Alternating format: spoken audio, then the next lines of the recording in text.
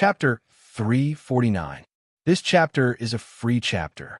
Since many readers were already confused about the characters, I listed the main characters so that everyone could compare them. Tulip family member, Lady Penelope, the protagonist's grandmother, lives alone in a small castle. Greg Tiles, the protagonist's grandfather, the Viscount of Tahiti. He has never appeared before, and has only been heard of by Madame Penelope. Lee William Tulip, the protagonist's father, a Sky Knight at the level of Sword Saint, Earl of Coral Island. Melissa Lontaro, the protagonist's mother, has passed away. Madame Marie, the protagonist's stepmother, the second Countess. Levis Tulip, the protagonist's brother, elite Earth Knight, Viscount for life. Lavera Tulip, the protagonist's sister, Earth Knight, Baron of Falcontown. List Tulip, protagonist. Lytton Tulip, the protagonist's half-brother, a trainee knight. Taro family member, Merlin Lontaro, the protagonist's maternal grandfather, a perfected Sky Knight, Marquis of Red Crab Island, former captain of the court fleet. Messiro Lontaro, the protagonist's uncle, a normal-level Sky Knight. Meepaul Lontaro, cousin of the protagonist, Messiro's only son, elite Earth Knight, pursues the Grand Duke's daughter. Melinda Lontaro, aunt of the main character, sister of Messier and older sister of Melissa. Roland Pinecone, uncle of the protagonist, Viscount of Longtail City, elite Earth Knight. Russell Pinecone, the cousin of the protagonist. His wife is Jackie Broccoli. They have a 1-year-old daughter, Rosie Pinecone. Raleigh Pinecone, the cousin of the protagonist. The servants in Flower Town's castle, Carter Clay Pot. Butler, over 50 years old, unmarried, wished to spend the rest of his life with the Tulip family. Mawson Patty Field, housekeeper, unmarried, good at making milk tea. Abby Ladle, chef. Under Liz's guidance, she has become a famous chef. Thomas Scissors, valet. Tom Pigsty, second manservant. Lily Bathtub maid. She has a good figure and looks. She's the face of a castle maid. Irene Fourfingers, kitchen maid, wants to stay in the kitchen forever. One-Eyed Barton, coachman, a refugee from Little Kerchief Island. Officials of the Flower Town's administrative office, Gort Mast, Flower Town's consultant, Liz's tutor, and a destitute Lord Knight. He has a lover, Freya, and an illegitimate son, Donald Mast. Isaiah Moss, administrative officer. Blair Steele, financial officer. Carl Hammerstein, originally Liz's retainer knight, later served as defense officer, and has now been transferred to the port town. Rome Wine Barrel, originally Liz's retainer knight, later served as insect officer, and has now taken over Carl's defense officer. Zambrata, an aristocrat deprived of his title, has traveled to the Steel Ridge Kingdom and its vassal states, and is now serving as a diplomat. Costo, captain of the Flower, concurrently serving as the town's maritime officer, a refugee from Little Kerchief Island.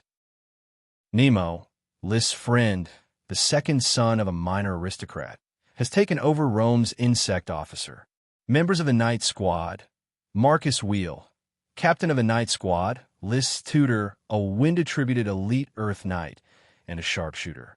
Charles Trapp, a wandering Lord Knight, a thunder-attributed elite Earth Knight. Rondo Kettle, Captain Layden's illegitimate son, an Earth-attributed Earth Knight. Russell Steele, born under a free name, a fire-attributed Earth Knight.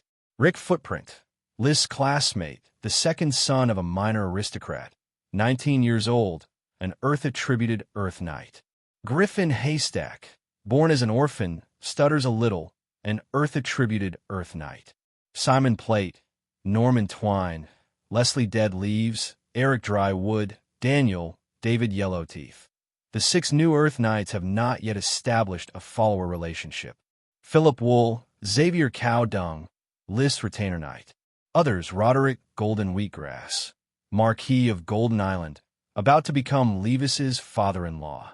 Roger Golden Wheatgrass, Roderick's son.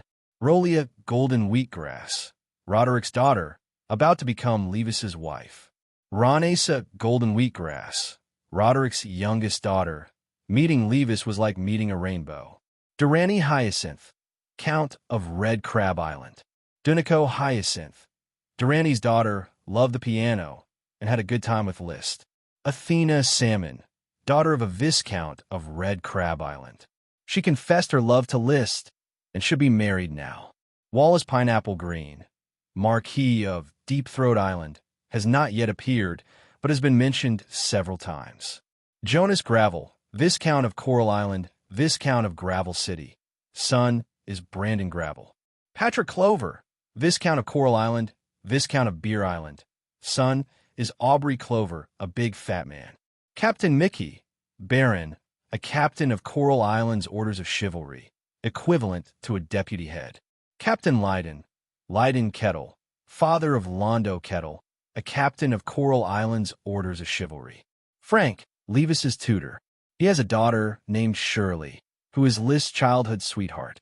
Elksun Truth, wizard, making potions for Liszt. Glanny Truth, wizard, making calm beads for Liszt. Sapphire, family member. Anderson Sapphire, first Grand Duke, Dragon Knight, mount a Sapphire Dragon. Anflor Sapphire, second Grand Duke. Andit Sapphire, third Grand Duke. Annette Sapphire, Ghost Ship's Curtis Truth's undying lover. Because he did not have long to live, he chose to be a dragon domain lord. Finally, he was stopped, and his soul was exiled forever. Inferred to be the third Grand Duke's elder brother. Anchit Sapphire, fourth Grand Duke. Andrew Sapphire, fifth Grand Duke. Incumbent Sapphire Duke, perfection level Sky Knight, unable to ride a dragon. Angela Sapphire, fifth Grand Duke's youngest daughter. Meopal has been pursuing her. Her identity has basically been confirmed. She's a social butterfly. Cohen Magic Goat, from the distant Magic Goat family, once a Grand Duchy's marquis, but was killed because of a palace coup involving Annette. Curtis Truth, Marquis Cohen's niece, a great wizard. In order to pursue Annette's soul, she voluntarily became a lich. In the end, she died at the hands of the protagonist. Chapter 350. A Chi, maybe for a siren, 10 years is just a blink of an eye. Liszt said with some emotion. He not only calculated when a Chi would reach adulthood, but also how long a Chi's life would be. 41 plus 12 was equal to 53. According to the human age of 16 and the life expectancy of 100 years, a siren's life expectancy was about 330 years. A big elf's life expectancy was 200 years, a dragon elf's life expectancy was 500 years, and a siren was in between. 330 years, with 25 years as a generation, humans may have given birth to more than a dozen generations. If Liszt did not become the lord of the dragon domain, perhaps it would be his grandson's grandson's grandson's grandson who would attend a Chi's funeral. Thinking about it this way, it was quite funny. Humans only live for 100 years. Will a Chi live for 330 years? A Chi was a little confused. But, brother, a Chi doesn't want to live that long. Well, a Chi just wants to live as long as brother. Liszt picked up her little hand, kissed it, and said gently, "This is just a calculation. Maybe you can live longer. Maybe you can't live for 300 years. Let the future decide what will happen in the future. Sooner or later, I will ride a dragon and become a dragon knight. It's also good to become the lord of the dragon domain. That way I can live for 400 or 500 years." A Chi smiled and let Liszt hold her little hand. Well, brother can become the lord of the dragon domain, so that a Chi and brother can live for hundreds of years. When I become a dragon knight and the lord of the dragon domain, I will take you to explore the world. I don't want to be a grand duke or a king. A dragon could suppress a country, so a dragon knight could choose to create a country, but not all dragon knight like to create a country. Many dragon knight only enjoyed the title of grand duke, and they would still occasionally fight for the kingdom. It was normal for a kingdom to have several dragon knight, especially the dragon knight provided by the kingdom. It was necessary to serve the kingdom. Liszt could not decide what kind of dragon he would ride in the future, but at least it was not so attractive to be the king of a country. If he had several dragons, he could give one or two to his descendants and let them enjoy being king.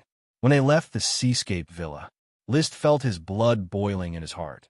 No matter what, I am destined to ride a dragon and become the Lord of Dragon City, for the sake of longevity. In the past, he did not envy longevity.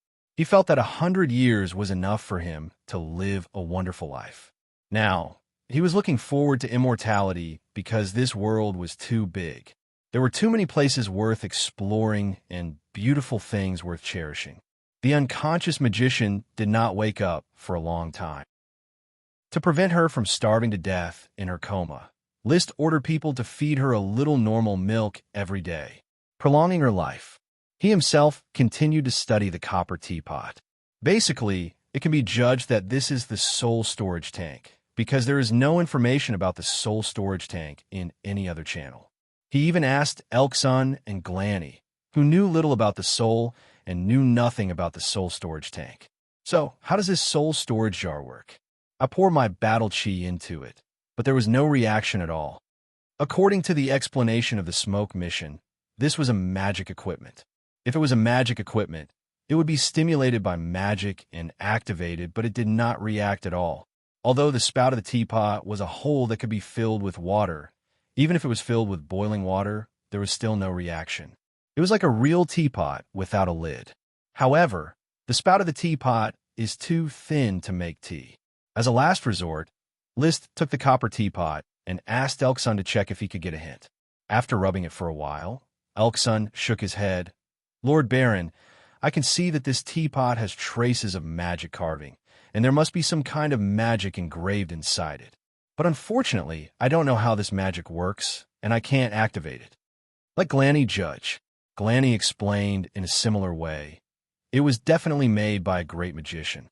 The technique is exquisite, especially the engraving of the magic runes, which I have never seen before. Baron Liszt, since you don't know what it is for, why don't you give it to me to study? I am very interested in it.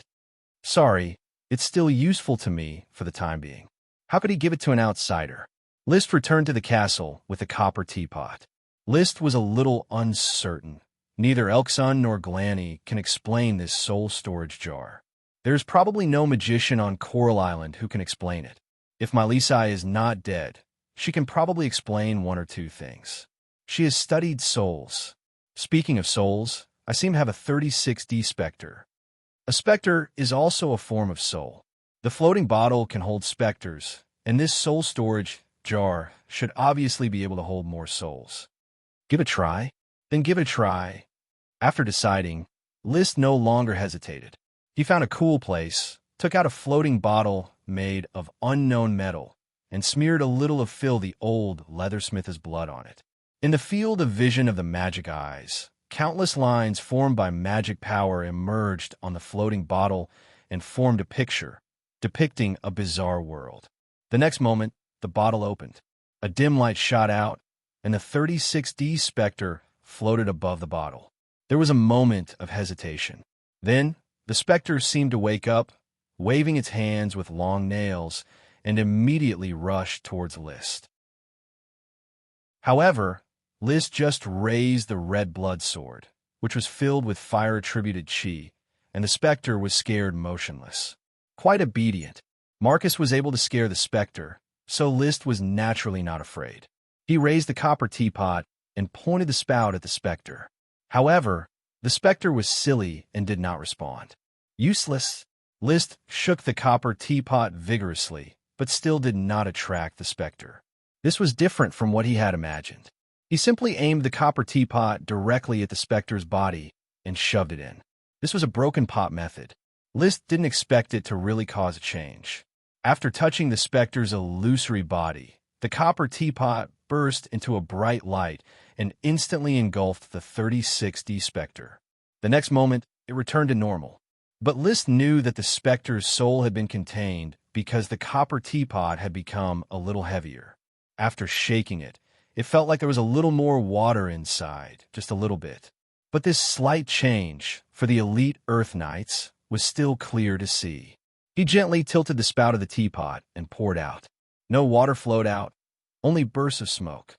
The smoke rose and turned into the appearance of a young girl. No longer the image of the 36D specter, but a girl with a clear face. Although the girl's eyes were smoke, they were very vivid and lifelike. First, she looked around in confusion. Chapter 351. The 36D had become a young girl, but she still had a 36D bust. When she was still a 3D ghost, her face was barely visible. Now it was very clear. There was a vague shadow of Curtis Truth. She was very beautiful, but the style was the complete opposite. Curtis always had the gloom of a lich, surrounded by green light, which made people feel very uncomfortable. The misty girl in front of him, on the other hand, was white and looked somewhat holy. You don't remember who you are? List looked at the soul storage jar in his hand, feeling very incredulous. With just a suction and release, the originally ferocious and terrifying ghost impressively became holy light. It seemed that this soul storage jar was definitely a magic equipment of the divine artifact level, and it really did look a little like Aladdin's magic lamp. At least the girl's body was like a cloud of smoke coming out of the spout of a teapot. The upper body was human, and the lower body was still smoke. The girl lowered her eyelids and seemed to be thinking. List did not disturb her.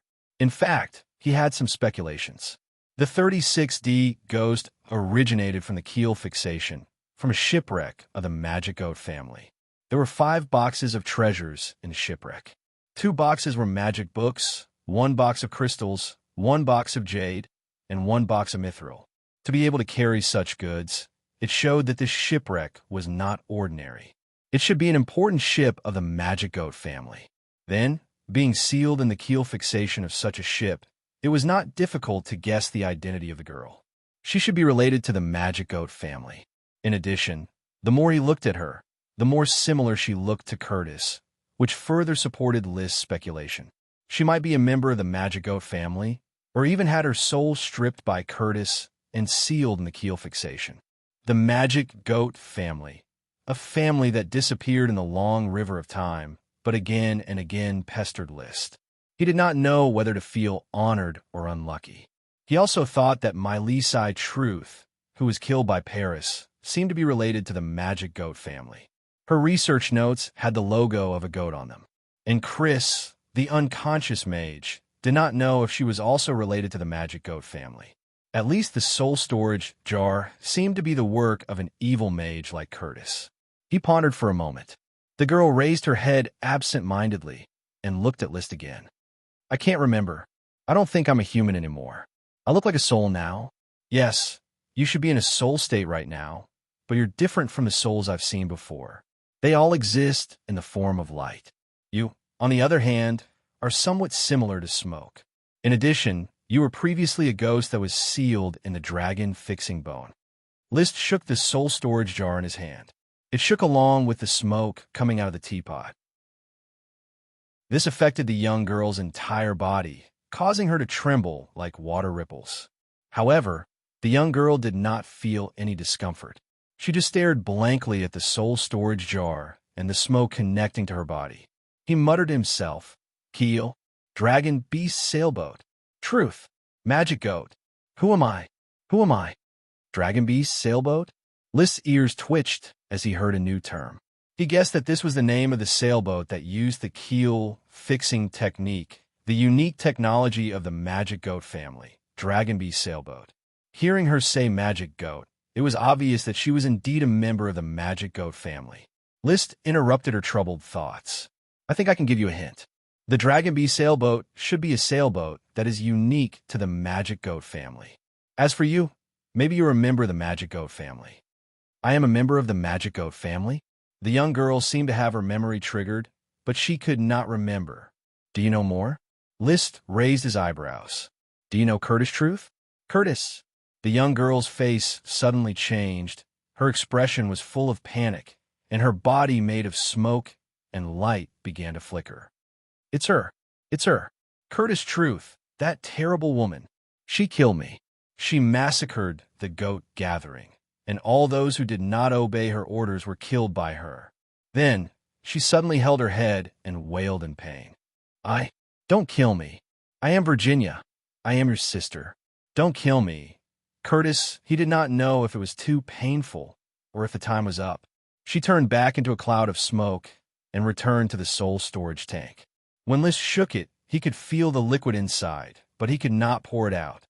He had to put the soul storage tank into the gem space. A living thing would soon die in the gem space, but souls were probably different. The floating bottle had been in it for a long time, and 36D ghosts were still very normal.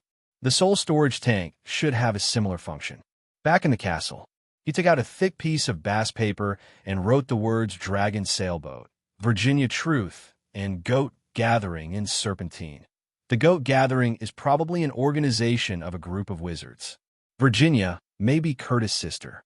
Maybe she has mastered the dragon bone fixing technique.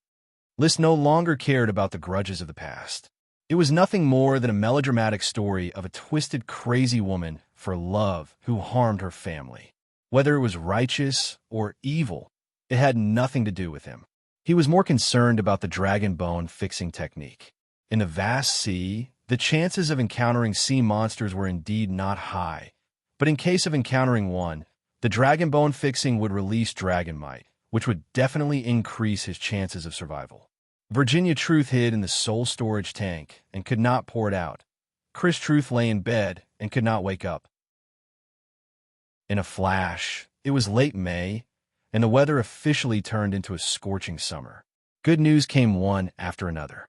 First, the sprite worms bred by the 4-snake blood fruit potted plants fell to the ground, bit Lys' fingers, and became his contracted sprite worms. The 4-snake blood fruit worms, all pale white with a red stripe on their bodies, were very beautiful. The snake blood fruit worms were transported by Lys to Black Horse Island and planted in a newly reclaimed wasteland on Black Horse Island. The snake blood fruit would attract snakes, and there were no poisonous snakes on Black Horse Island, so there was no need to worry about attracting poisonous snakes. The only thing to be careful was not to attract sea snakes and sea monsters. After the snake blood fruit worm, the apple sprite also landed smoothly. The apple tree, which had become a worm stalk, became stronger and more vigorous. This year, it produced a bunch of small green apples. Unfortunately, they will not continue to grow. Whether it's spring, summer, autumn, or winter, it will remain in this state. Many small aristocrats especially like to go to the forest in winter to find sprite worms. If they are lucky, they can find green worm stalks from a large area of dead trees. Of course, the probability is very low, and the distribution of wild sprite worms is very thin. During the winter of Black Horse Island, Marcus and others have searched several apps and have not found any worm stalks. The pale green apple sprite worm, lying in the palm of Lys' hand, looked fat, like a piece of green nephrite. I do not intend to transplant this apple tree worm stalk, so, Mr. Carter, please contact Isaiah, the administrative officer, and transform the castle into an apple orchard. Chapter 352. Shortly after the apple sprite worm was born, Lys' 18 sprite worm was also about to arrive. Under the careful care of the serfs, the yellowing of the wheat field's leaves was finally restored to an exuberant green. One of the tall wheat seedlings showed an unusual growth. It had already condensed magic power and turned into a worm stalk. The smoke mission also changed just in time. Mission completed. Reward: 1 wheat sprite worm. Lys was very happy with the birth of the wheat worm. This was because wheat was one of the most important crops. The little wheat worm that could increase the yield of wheat was worth more than 4,000 gold coins in the market. Before the New Year's Day, it took me almost half a year to harvest 5 sprite worms: the peanut sprite worm, the black nightshade sprite worm, the tomato sprite worm, the fragrant coconut sprite worm, and the corn grass sprite worm. After the New Year's Day, before half a year had passed, I had already harvested 9 sprite worms: the wheat sprite worm, the apple sprite worm, the rubber sprite worm, and the snake bloodfruit sprite worm. Even though there weren't a lot of them, there were definitely a lot of them, especially the rubber worms and snake bloodfruit worms, which were sent in groups. Just a few days ago, the rubber worm used the power of the 3 elements for the second time to restore the rubber trees near the rubber plantation to their best state, greatly increasing the speed and quantity of rubber harvesting. Port Town has used rubber water to build houses and roads. This will be the first modern town under Lys' rule. The smoke in front of him slowly drifted, forming new serpentines. Mission: Perhaps you didn't discover the meaning of the silver coin pendant in your haste. It is by no means an ordinary silver coin. It has been blessed by magic power and may be able to awaken a wizard in a coma. Reward: a magician in distress. Xianxia's eyes lit up. List did not hesitate and went straight to the town to visit the unconscious magician. Guard the door. Don't disturb me while I treat the magician. After dismissing the servant and the retainer knight, he walked straight to the bedside and looked at Chrissy, who was carefully taken care of by several women. When they first fished her up, her face was pale and bloodless, like a dead person. However, her face was now very rosy, but her appearance was still ordinary. Out of 10 points, List could only give her a passing 6 points. The silver coin pendant around her neck was still there. When he was fiddling with it, he didn't notice anything unusual about the silver coin. At most, the material was special, and it was probably made of the lightest magic metal, mithril. Now that the smoke mission had reminded him, he cast magic eyes, carefully observed, and tried to inject chi. The moment he infused the silver coin with his chi, a few magic patterns appeared on it. Then there was the sound of a mage chanting. It sounded like heavenly music, but the content of the singing could not be understood. There were only a few syllables repeated. Is it Moon Whisper? List wanted to capture the melody. According to the records of several magic books, the magicians of the ancient Moon Empire could cast blessing spells. Is this melody a blessing spell? The Moon Empire was the source of all civilizations in every country. Magicians also found it fun to dig up the magic of the Moon Empire. They liked to research the Moon language and claimed that the languages of all countries were inherited from the Moon language. Many words were simply variations of the Moon language. Now, Moon Whisperer's blessing sounded. It sounded really nice. List felt a little intoxicated, but he still used magic eyes to observe the silver coin. The magic lines on the silver coin were like strings of a musical instrument. Every time it vibrated, a Moon Whisper tone would ring out.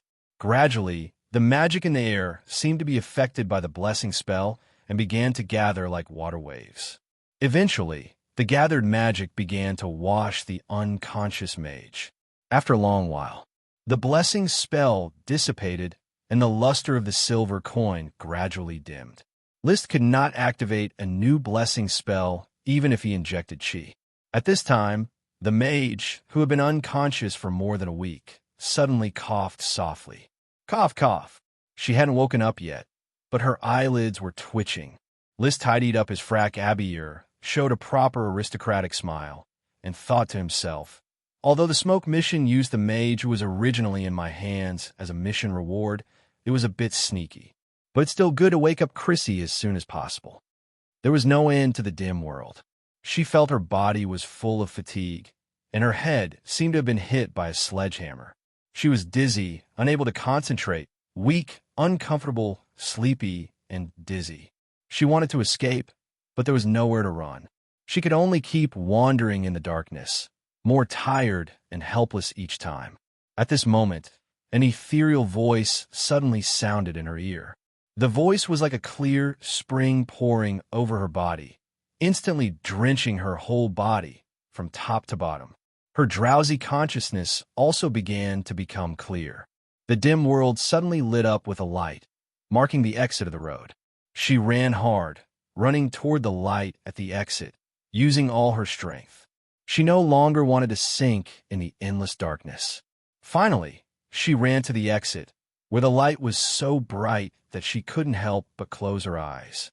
But she still rushed over without hesitation. A new world unfolded in front of her. It was a simple wooden house. There were no superfluous decorations, but there was a handsome man with eyes like blue gems, looking at her with the most noble smile on his face. Their eyes met, as if their hearts were seen through by each other. She let out a sound, but her throat was extremely hoarse.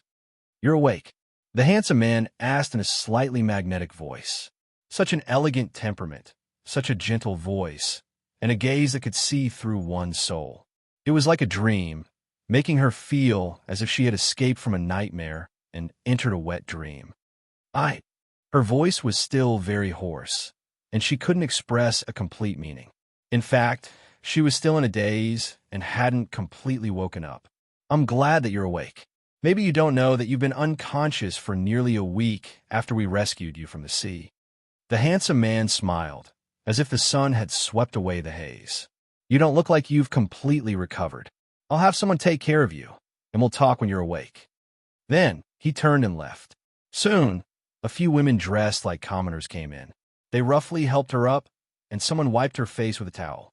As they wiped, they asked, "Miss Mage, do you feel better?" Someone also braided her hair, using enough strength to pull her hair out. She also said, "When you were rescued by the great and benevolent Sir Lord, your hair was already loose. I don't know how you tie your hair, so I can only comb a ponytail for now."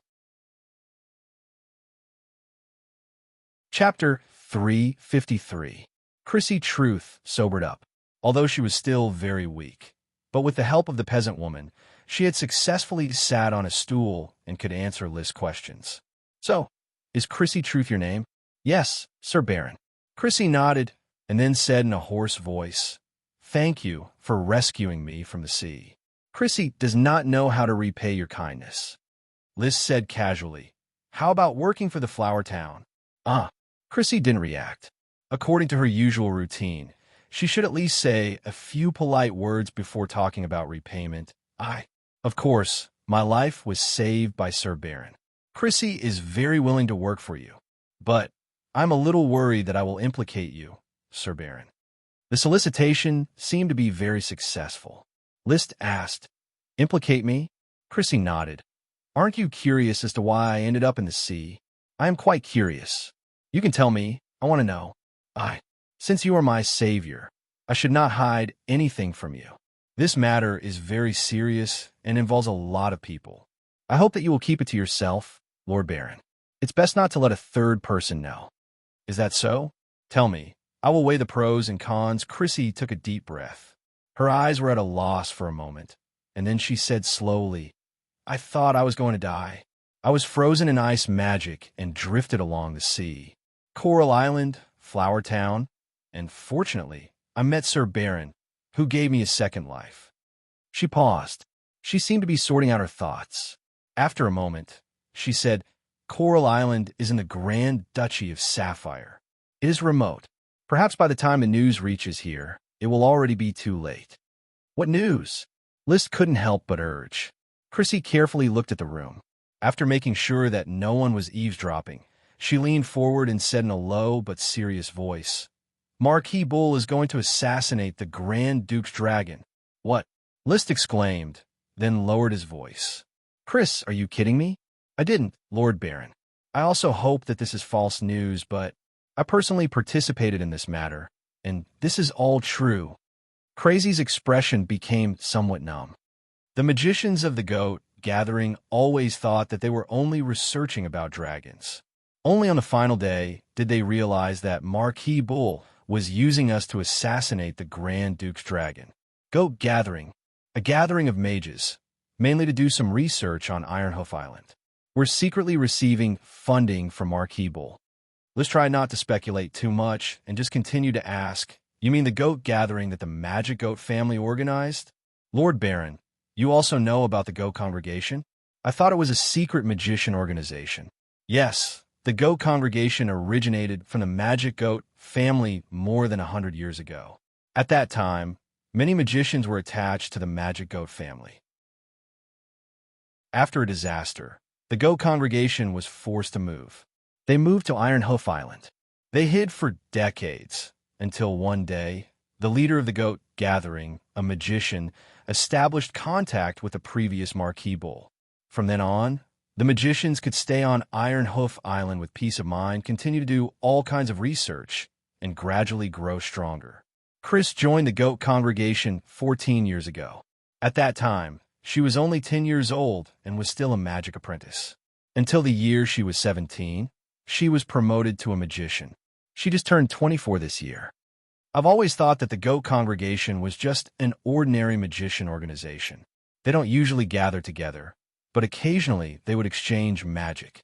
The great magicians in the congregation would also assign some research topics for us young magicians. I was assigned a topic about whether souls can be stored. On my soul storage tank, did it fall into the sea? Only then did she remember that she still had a soul storage tank magic equipment. List was not embarrassed at all. Is it that copper kettle? It might have been taken away by my servant and stored in the castle's warehouse. Do you need it? It's a very magical magic equipment. It's the collection of the great magician Rashid Truth. After he assigned me a topic, he gave me the soul storage tank to study. But I hated him for betraying the goat congregation, so when I ran away, I took the soul storage tank with me. She said very cooperatively, "Now I don't plan to study souls anymore. Let be in Lord Baron's warehouse." With a smile, List gestured, "Continue with your story." "Yes." Chris glanced at List, and there was a slight blush on her face. We young magicians studied our topics seriously every day, but there was a magician, Flow Truth. He was very active and always kept communicating with every magician. He found that when all of our topics were added up, they could actually be combined into a big topic: how to damage a dragon's soul. This kind of topic was not considered scary. Just like how many knights dreamed of becoming dragon slayers, magicians would often fantasize about how to kill or cripple a dragon. But the young magician Flo had an idea. He began to secretly investigate and immediately discovered a shocking conspiracy. Marquis Bull was plotting to slay a dragon. Of course, not only did he not tell on them, but he also actively cooperated because slaying a dragon was also one of his dreams. But when the research was almost done, the great magicians of the goat congregation suddenly began to capture the scattered magicians, silencing them. Flo told us to run for our lives. My teacher became the one who wanted to kill me. Just when I thought I was going to die, she cast the ice magic eternal ice on me and pushed me into the sea. My blessed pendant was given to me by my teacher. It can protect me from harm. Chris touched the silver coin pendant on her neck. Her eyes dimmed. I know. Teacher, Marquis Bull, and the great magicians of the goat congregation went to assassinate the Grand Duke's dragon. I don't know if they succeeded. List frowned. Waves surged in his heart. The matter of slaying a dragon had reached his ears, catching him off guard. Chris, I want to know why Marquis Bull wants to slay a dragon. He has the bloodline of the Sapphire family. The original Marquis Bull was the favorite son of the first Grand Duke. As soon as he came of age, he was conferred the title of Earl Bull. After the founding of the nation, he was immediately infeft with the Iron Hoof Island and promoted to Marquis Bull. The current Marquis Bull, Andy Sapphire, was said to have grown up in the palace. He was childhood playmates with the current Grand Duke and served as the Grand Duke's personal bodyguard. They could be said to be very close. The Bull family never changed their surname. They established the Bullhorn Academy to train servants for the palace. It could be said that the Bull family and the Sapphire family were tied together. They were bound together for good or bad. There was no reason for Marquis Bull to slay a dragon and destroy himself. Chris shook her head. It's probably because of longevity. I heard teachers say that the Magic Goat family has mastered the undead lich transformation technique. The goat congregation relied on this technique to get in touch with Marquis Bull. Lich again. Chapter 354. Chris, I need to go back and think about the news you brought. You have a good rest. There are farmers outside the door to take care of you. If you have any needs, you can tell them. List left the house in a hurry. First, he called his personal guard, Paris, over. Lord Baron, what can I do for you? The hair on Paris' forehead was wet. Obviously, she had been training hard before. She recently planned to learn Shi to see if she could take into account the power of the Black Dragon Gang and improve her strength. I saved a magician. You know that, right? Chris Truth, I have visited her. Her body is as fragile as an ordinary person. To be honest, I am very disappointed. If I also become a magician, I will probably be like her. Of course, it is different. The difference in figure and appearance is huge. List just had a thought in his mind, and then it was blown away like the wind. He was not in the mood to think about some messy things. She brought a piece of news that is hard to tell whether it is true or false. I need time to think about it, so during this period, I hope you can secretly monitor her movements. Hard to tell whether it is true or false. Lord Baron, do you need me to interrogate her? I am still very skilled in interrogation. Paris raised an eyebrow. No, she's going to stay in Flower Town and work for me. Maybe in the future, she will be the magician I worship. I'm a little nervous about the news she brought, and I need time to digest it.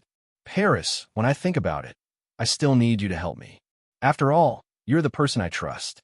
He put his hand on Paris' shoulder and squeezed it hard. Paris suddenly breathed a little faster and maintained a bright smile. Lord Baron, you know I can't refuse. Please, Paris. Liszt retracted his hand and turned away, leaving a straight back for Paris to stare at for a long time. Back in the castle study, Liszt did not let anyone disturb him, but thought alone. Now in front of him was a dangerous situation.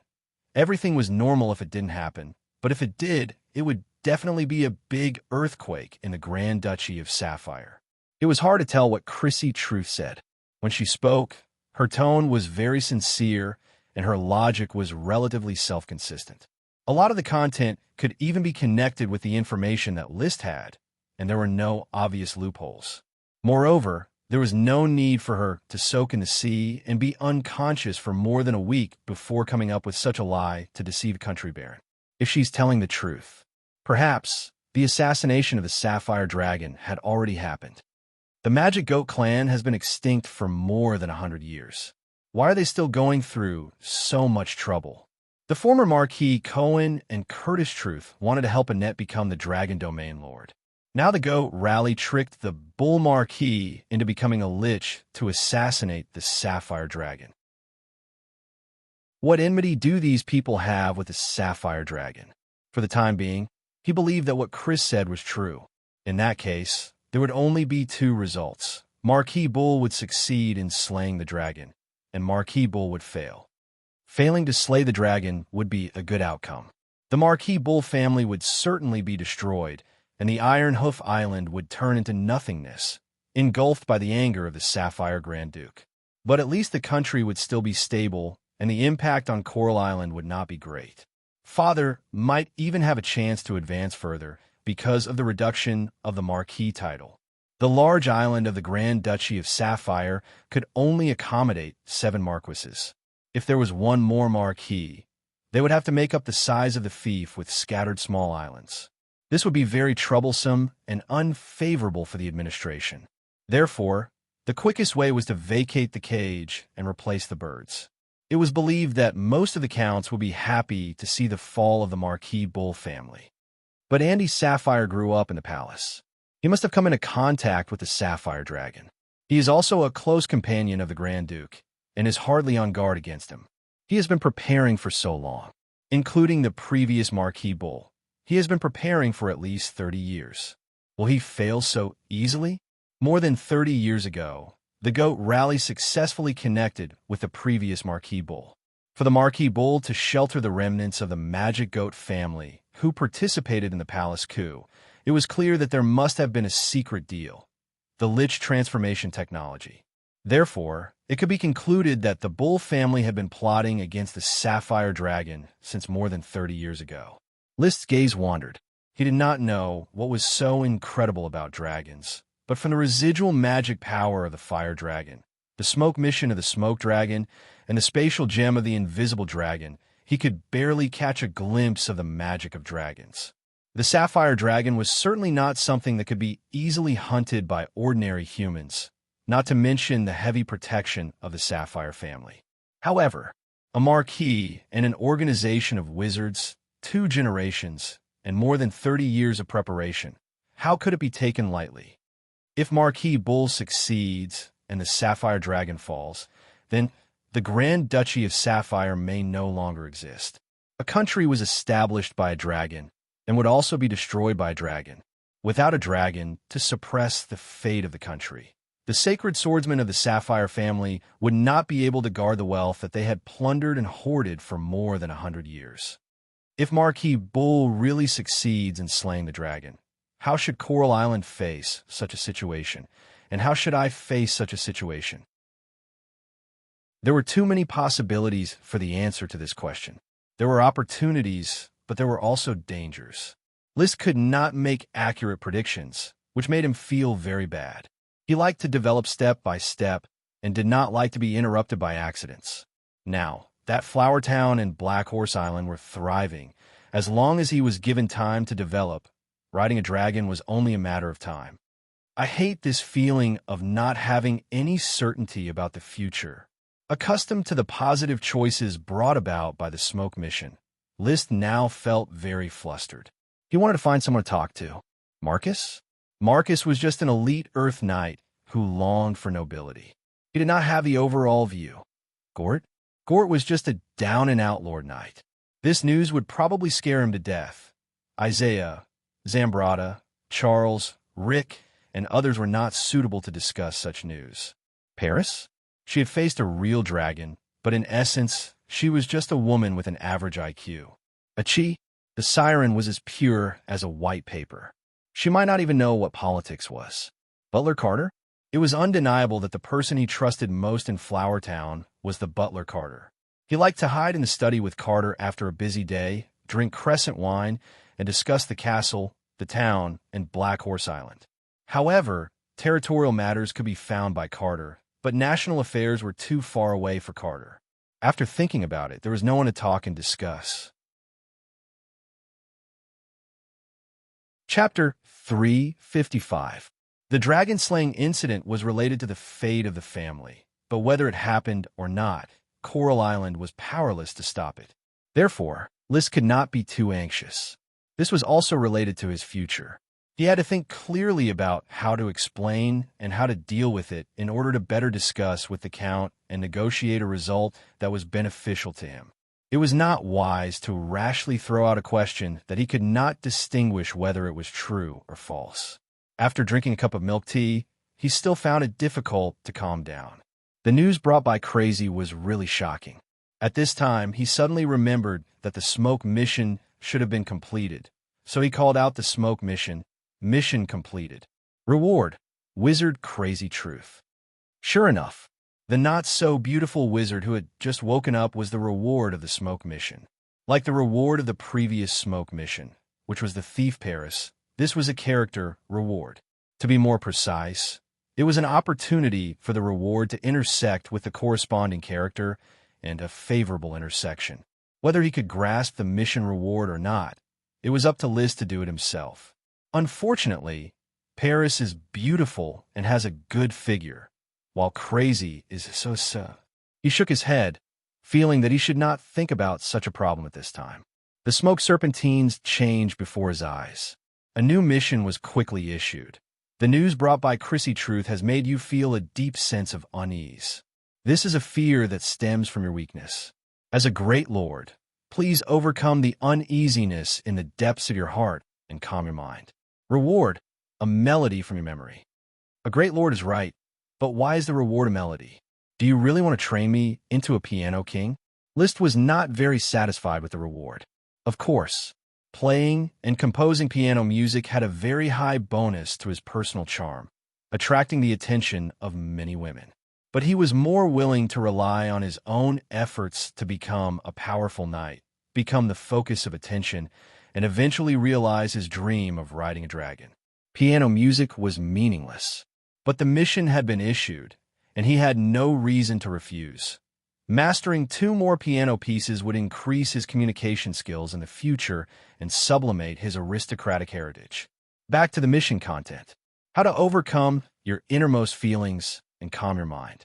The best way was to play the piano. He went to the worm room and sat in front of the piano. Previously, the siren Chi listened to him playing the piano or singing accompaniment, but now he could only play for the sprite worms. Wow, there was also the elf Ella. It sat on the piano, yawning in boredom. Music was of no interest to it. In the past, when Liszt was playing the piano, it would jump on the keyboard and dance. It only stopped after a few times of using the finger-flicking spirit art. His fingers gently stroked the piano keys. Taking a deep breath, Liszt played the piano slowly. It was a new song he had learned recently, Euryale by the Waterside. When he first heard Miopal play it in the Long Taro Castle, he felt that it was very pleasant to listen to. Although he felt that it was slightly lacking in tempo changes, it was still a classic piano piece. Cherny Windmill, the great pianist, and Urali, the Gorgon, looked at each other and turned into stone. He played slowly, which was different from Miopal's playing style. When he played at home, he would usually improvise, playing however he felt comfortable, without considering too many details. After playing it once, he played Dialyse and then switched to With You. The sound of the piano made Ella more and more sleepy. She simply fell on top of the piano and fell asleep. The more Liszt played, the more engrossed he became, and his mood became more and more carefree. He found that he really liked the piano. Every time he played, his mood would suddenly become cheerful. It seemed that there was no trouble that a piano piece could not solve. If there was, then he would play too. He didn't know when, but a misty smoke naturally appeared in front of him, forming serpentines. Mission completed. Reward: Canon in D major melody. His fingers had already tapped out a new sequence on the keyboard, and an extremely classic piano piece blossomed along with the keys. It was a rondo. The tune of one tone followed another from beginning to end, with a total of 8 chords running from beginning to end, until the last small knot, when the notes merged together. The song ended. Liszt quickly took out a pen and paper that he had prepared, dipped it in ink, and quickly scribbled down the melody. He played it a few times. While his inspiration was still there, he found the mistakes and dissonances, corrected them, and composed the complete version of Canon in D major. He wrote down the name Canon in D major, Liszt, and included it in his piano piece. The piano piece soothed his mood, leaving him relaxed and rational. It made it easier for him to think about how to face the upcoming crisis. In fact, from beginning to end, I have neglected one point, that is, the Count and the Grand Duke are not the same. Of course, in the Grand Duchy of Sapphire, the Count has the Coral Island as a fief and has a high position of power. Once the Grand Duke has a problem, the Count will also be implicated. After putting away the piano piece and returning to the study, Liszt continued to ponder. But the first to bear the brunt is the Sapphire family, while the Tulip family, a small boat, is easy to turn around. No matter who annexes the Grand Duchy of Sapphire, the Tulip family can choose their allegiance again. Of course, changing allegiance was not a glorious thing, and the treatment would be correspondingly reduced. However, a wise man submits to circumstances. There was no need to be die-hard loyal to the Sapphire family, which was about to decline. As a sacred swordsman Sky Knight, the Count had a group of elite Earth Knight subordinates. His fighting strength was still quite considerable and hard to ignore. As long as the Tulip family was not pressured by an army, an island in the open sea like the Coral Island did not seem worthy of the continent's aristocrats sending a large number of orders of chivalry. If a dragon was sent, then there was nothing to say. If there was a country that used a dragon to deal with a count, Liszt felt that his family should eat and drink and then sit and wait for death. Therefore, even if the sky falls, the tall ones of the Sapphire family will support it. I don't need to worry too much. I just need to sit and wait for the situation to change. The Count is roughly the same. At most, he can make preparations in advance. Whether the dragon slaying is successful or not, he can seize the initiative. That night, he slept soundly. Early the next morning, Liszt got up before dawn. He put on leather armor, equipped the red blood sword, mounted Black Dragon, and led the Blizzard Beast Dosin, ready to set off for Tulip Castle. He also informed Paris to bring Christruth with her to the Tulip Castle. On the way, Black Dragon knew the way to Long Taro Castle without him driving it. Therefore, he studied the new smoke mission on horseback. Chapter 356. The 6 new Earth Knights, after a period of running in, did not show much that Liszt was dissatisfied with. However, Liszt planned to wait for 3 months before considering the matter of following her. Now that the smoke mission was completed in advance, and the reward was a valuable item like Chi Manual, he had no reason not to complete it. When I come back, let these 6 people follow me. The sun had not yet risen in the east, and there was still some residual coolness in the early summer morning. List's thoughts flickered quickly. No one can predict whether the road ahead will be thorny or smooth. Does this mean that the smoke mission can't affect the threads of fate belonging to the Sapphire Dragon? Thinking about it, it's not right. The invisible dragon was affected, so it's impossible to say that the threads of fate of a Sapphire Dragon are thicker than the threads of fate of a Holy Dragon. Maybe it's because of the distance? He suddenly thought, so far I have done a total of 60 smoke missions and completed 57. Only 3 missions have changed. Old Leathersmith's book collection, Thieves Spying on the Lord, and the establishment of the Fire Dragon Brick Factory. 59 of the missions are about Flower Town and Black Horse Island, and only one is about Dunico Hyacinth. In other words, the scope of the smoke mission that affects the threads of fate is within List's territory. The only one not in the territory was Dunico, a woman who had rolled in the sheets with him. It was undeniable that she should have been affected by this unhealthy relationship between a man and a woman. It has been 3 months since List gave up going to Red Crab Island to find her. Without any involvement, the threads of fate should have been broken long ago. So, the invisible dragon stopped near Flower Town and was affected by the smoke mission or the smoke dragon's power of fate. But the Sapphire Dragon is located in the distant Blue Dragon Island, and the smoke mission can't affect it at all? It was just an inference, and there was no way to draw a real conclusion. After all, List was not even clear whether the smoke he saw was left by the smoke dragon. If it was he some kind of servant or a dragon? Moreover, judging from the dragon's infection with dragon-type beasts, the dragon's bloodline did not possess the magical attributes of a dragon. The beasts infected by the fire dragon, water dragon, and metal dragon were only ordinary dragon-type beasts. Some of them were extraordinary, but that was all. It wouldn't become a fire horse just because it was infected by a fire dragon, or a water horse just because it was infected by a water dragon. He wouldn't become a smoke horse just because he was infected by the smoke dragon. Similarly, if List was infected by the smoke dragon, he would at most become a draconian instead of what he was now. As for the servants, the white dragon was killed by the dragon. Its magic and soul combined to become a special way of existence in the state of ghosts. The black dragon was a voluntary sacrifice and was corroded by the magic of the dragon. List himself was definitely not a ghost, and he had never volunteered, so he should not be a servant. Then, did the smoke dragon die, and its power ran in my body? The key is, who can kill the smoke dragon that represents fate? According to some night novels and magic books, when the dragon is about to die, it will fly to an unknown location in the Dragon Valley. Therefore, it is unlikely that the smoke dragon died naturally, and then its power is attached to List's body. But it is also hard to say the fire dragon died on Black Horse Island and has decayed into bones. In short, List thought about these speculations involved in divergent thinking and logical thinking more than once. But after all, there is too little evidence to prove anything. Along the way, he arrived at Tulip Castle at 8 o'clock in the morning. Levis was just about to go out and was surprised to see List coming. "My brother, why are you here today and so early? When did you set off from Flower Town?" "I set off before dawn." "Where's Father?" "Father is doing morning exercises in the flower garden behind the mountain." "Why are you here?" "It's a very serious matter, brother. Please find Father and bring him back. I will wait for you in the study." List said seriously. "What's the matter?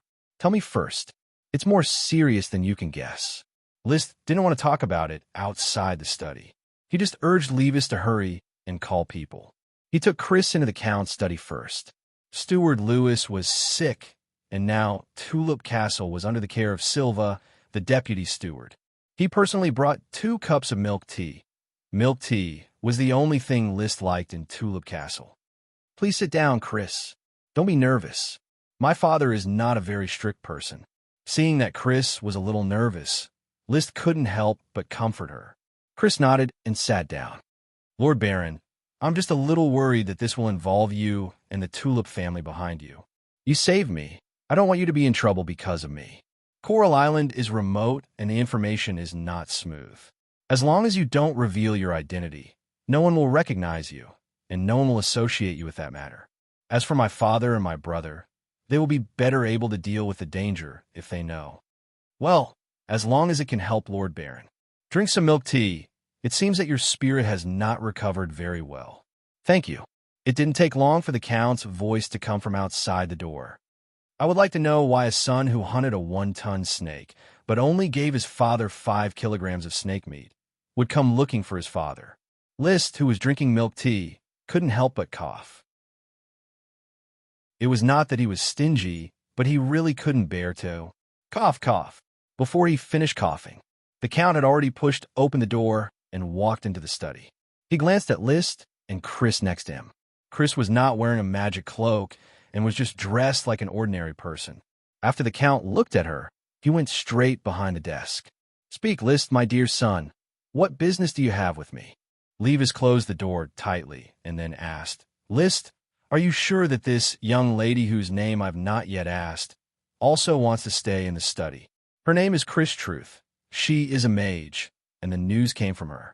List ignored the Count's previous teasing about the 5 kilograms of snake meat and solemnly said, Brother, please make sure that no one is eavesdropping outside the door or outside the window. So careful? Being ordered around by List, Levis was a little unnatural, but he still checked carefully. The Count had already poured himself a glass of red wine and took a sip. Put away your mysteriousness and get straight to the point. What news did Her Excellency Chris bring? Marquis Bull may be preparing to assassinate the Grand Duke's sapphire dragon. No, you may have already assassinated it. It has been at least a week and a half, maybe even 2, since Chris brought the news.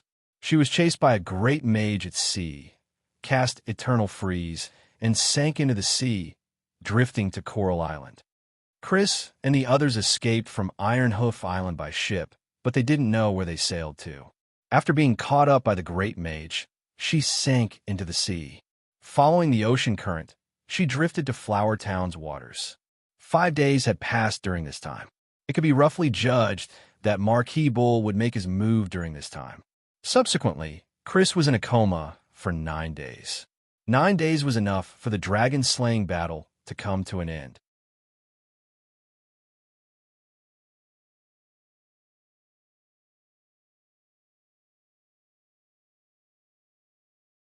Where did you use List to get close to me? As the Count spoke, his face regained its calm. There's an 80 to 90% chance that it's true. I know Marquis Bull. He will definitely go crazy for immortality. Father, do you think it's true? Will Marquis Bull really assassinate a Grand Duke's dragon? Is there a problem?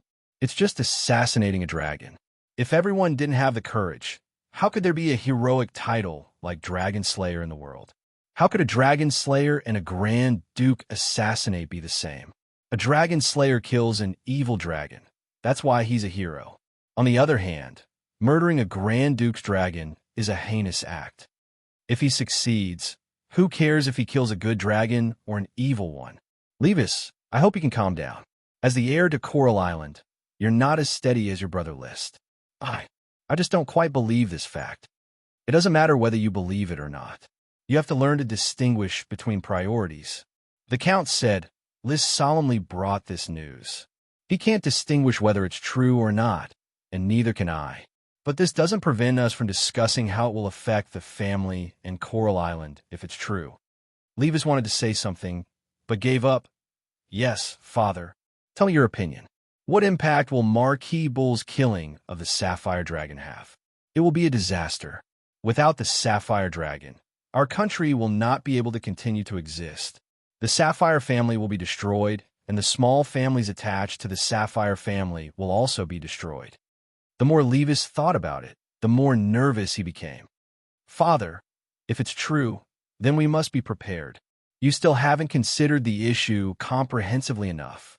There are 3 outcomes for Marquis Bull to assassinate a dragon: failure, success, and compromise. Each outcome will bring about a different situation that needs to be dealt with. How should Coral Island deal with such a situation?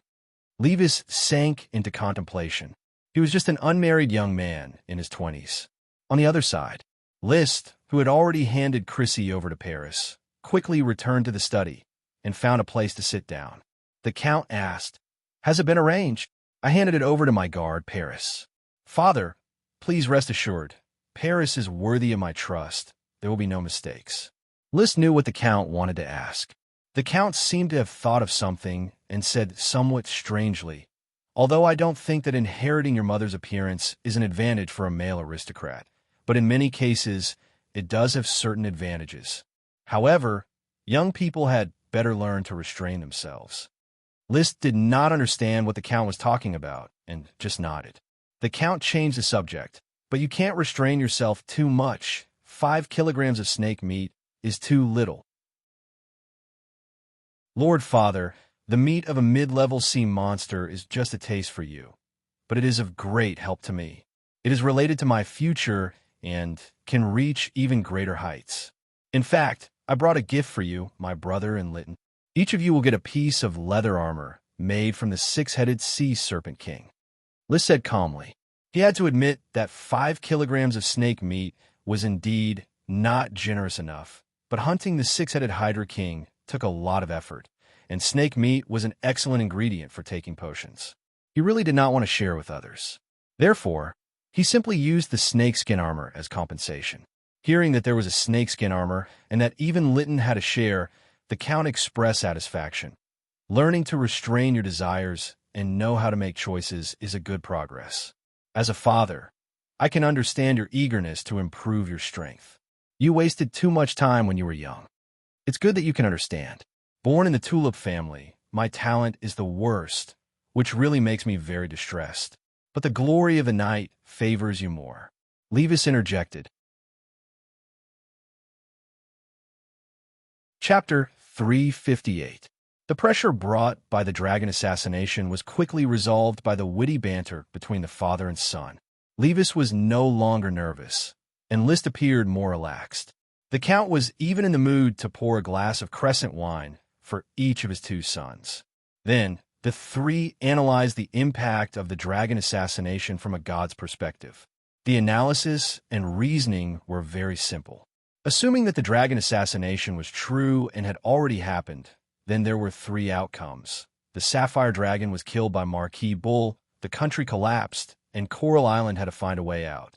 The rebellion of Marquis Bull was suppressed, the Sapphire Dragon was safe and sound, and Coral Island only had to wait for the Grand Duke's order.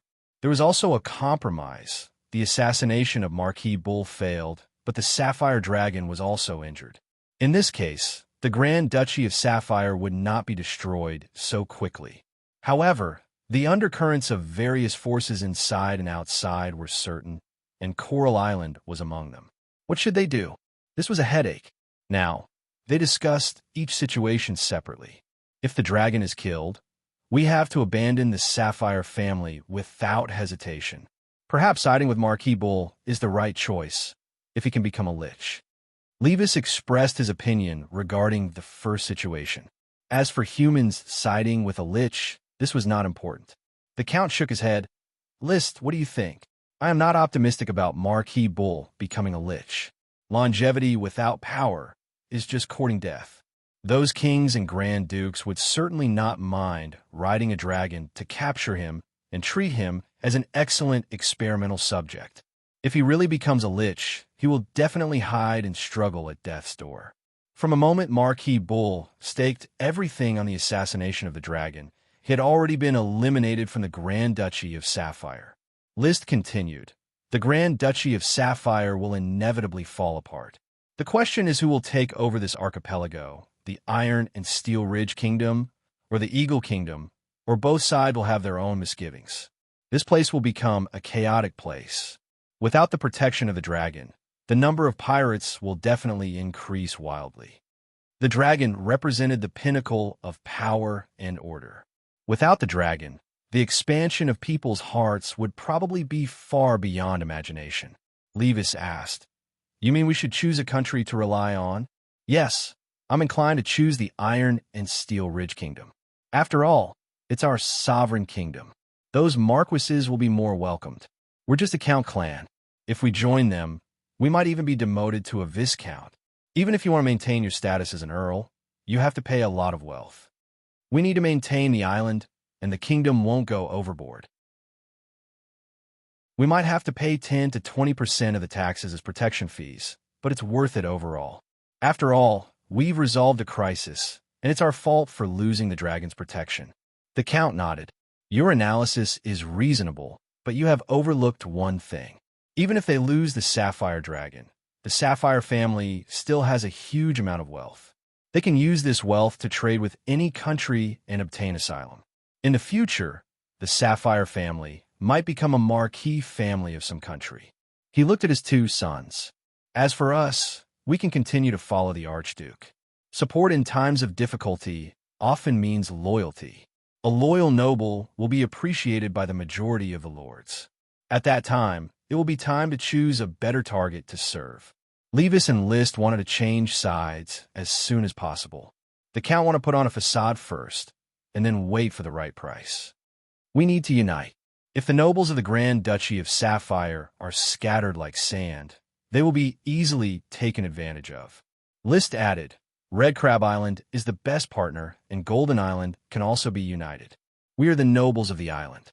We may be poor, but we are needed to govern the island. This discussion lasted for a whole day. At night, the basic framework was reached. On the surface, they would pretend to know nothing, but in secret, they would be ready to send troops, protect themselves, or flee at any time. The Count sent people to closely inquire about the news. It stood to reason that the news was already on the way, and they would soon know how to deal with it. After going back, break in your night squad as soon as possible. This is a crisis, but also an opportunity. Since you have chosen to fight for glory, the battlefield is the most appropriate way. The Count said earnestly, I ignored you before, but now I hope that we, father and son, can fight side by side. List solemnly saluted. I am always looking forward to it. The Count did not know what to say next. He just patted List on the shoulder. If your mother could see you today, she would be proud of you. Thank you. Go and have a good rest. There is nothing to be nervous about. Aristocrats have their way of survival. There will not be too many twists and turns because of the life and death of a dragon. The strength we have grasped is the foundation of this world. Hold the spear in your hand and be fearless of any difficulties. I will remember your teachings. From Tulip Castle, he returned to the Flower Town. Although List put aside the matter of the dragon slaying for the time being, but he did not relax. Despite his weak strength, he still had to be ready to deal with the crisis. Therefore, he immediately notified the 6 Earth Knights. I hope to complete the Night Squad's run-in as soon as possible. As for the 6 of you, you can start making your own choices. We are willing to charge for Sir. Without hesitation, the 6 immediately chose to follow. In this way, the Flower Town's Night Squad was officially determined. List communicated with Marcus alone. Teacher Marcus, carry out the actual combat charge training as soon as possible. Maybe soon, we will go to the battlefield. Will this year's development order be advanced, sir? Maybe. Marcus's eyes lit up. I understand. After completing the Night Follower segment, the Smoke mission was also considered complete. When he returned to the study with the latest large number of night novels on the bookshelf, he called out the Smoke mission. Mission completed. Reward. Chi's Secret Manual Aura Attenuation. Aura Attenuation. List had a doubt. It was probably similar to the effect of restraining one's aura. He felt that this Chi's Secret Manual was hidden in the new batch of night novels. However, he was not in a hurry to look for it. He first waited for the new mission to be issued. Mission. The serf Emily, who is training with the girls' group, is always clumsy and cannot learn embroidery lessons. She is often punished by the embroidery teacher. Therefore, she is more willing to take night lessons, which can give her confidence. She cultivates Chi faster than the boys. Please arrange her training reasonably. Reward. Dosun's new spell. Dosun's 3rd spell is about to be learned. List received new good news. Dosun would be his biggest helper on the battlefield soon. With a new spell, Dosun's fighting strength would be further enhanced. The only pity was that the 8 little ones were still young and slow at learning magic. They did not look like intermediate World of Warcraft at all. At the same time, Dosun, under the guidance of List, had already learned rock thorns through the explosion of its mouth. It seemed that the 8 little ones only needed to strengthen their guidance. After a flash of thought, he called Thomas, his valet, go to the administrative office and get a document about a girl named Emily from the girls' training group. In addition, inquire about her life and studies, summarize them in detail, and then report to me. Yes, master. Thomas received the order and left. Chapter 359. 1 hour, 2 hours, 3 hours. When Liszt opened all the night novels on the bookshelf, he found that none of them were like the Vulture Knight Stefan Land's expedition. The golden paper hidden in the cover recorded the Magic Eye secret technique. How could this be? Is the aura decay not hidden in the night novel? If not, how did it get into my hands? He thought hard, but could not come up with an answer. Suddenly, he had a flash of inspiration. The locals of Flower Town certainly do not know any Qi secret techniques. Even the Tulip family does not have Qi secret techniques. The Purchase serfs obviously do not know Qi secret techniques. They're just a group of commoners. But Chrissy is not a local. She may know. His follower, Charles Trapp, was not a local. But if he really knew Qi's secret techniques, then he would not be in such a bad situation. Paris was also not a local. It was just that she had not cultivated Qi before, so she should not have mastered Qi's secret techniques. Otherwise, with the relationship between Liszt and Paris, she should have given it to him with both hands. Therefore, he went directly to Chrissy's house. Chrissy was arranged to live next to Paris in the aristocratic residential area. "How is your rest?" Liszt asked gently. "It's a lot better. Thank you, Sir Baron, for your concern." Chrissy put on her magic cloak and was reading a magic book. The book was lent to her by Liszt. He had signed a contract with Chrissy, officially employing her as his magic consultant. Originally, Liszt intended to pay her, but Chrissy refused and decided to work for Liszt for free in return for saving her life. Of course, Liszt had to pay for her clothing, food, and transportation. She also had to have the castle support her magic books, experimental materials, and so on. This situation made Liszt very confused. Did he get a free wizard, or did the other party get a free patron? Fortunately, Crazy Truth was quite talented. She became a magician at the age of 17 and had hopes of becoming a great magician in the future. He was proficient in water, fire, and wind magic, and had also dabbled in earth and lightning magic. Because she had been engaged in theoretical research for a long time, she was not very proficient in making magic equipment, but she was very skilled in making magic potions. She relied on making magic potions to maintain her income at the goat gathering. "I should have let you rest for a few more days. After all, your body hasn't recovered yet. But, the situation I'm facing right now is a little tense." "I understand, Lord Baron. Just let me know if you need anything." Flower Town is currently working with 2 mages, Elksun and Glanny. Glanny is responsible for making magic equipment for me and occasionally comes over. Elksun makes potions for me, and I'm going to hand over his work to you," Liszt said. He has planned to let Elksun concentrate on collecting magic books and obtain magic through various channels, so that he no longer has to stay in Flower Town to make potions. He believed that trading in second-hand books and magic was enough for him to make a fortune. Chris nodded. "I'm good at making potions, no problem. By the way, do you know what an auxiliary potion is?" Liszt thought of his auxiliary potion, Black Nightshade.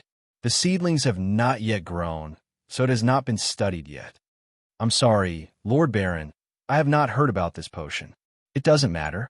It's just that someone told me that my Black Nightshade has mutated and become an auxiliary potion.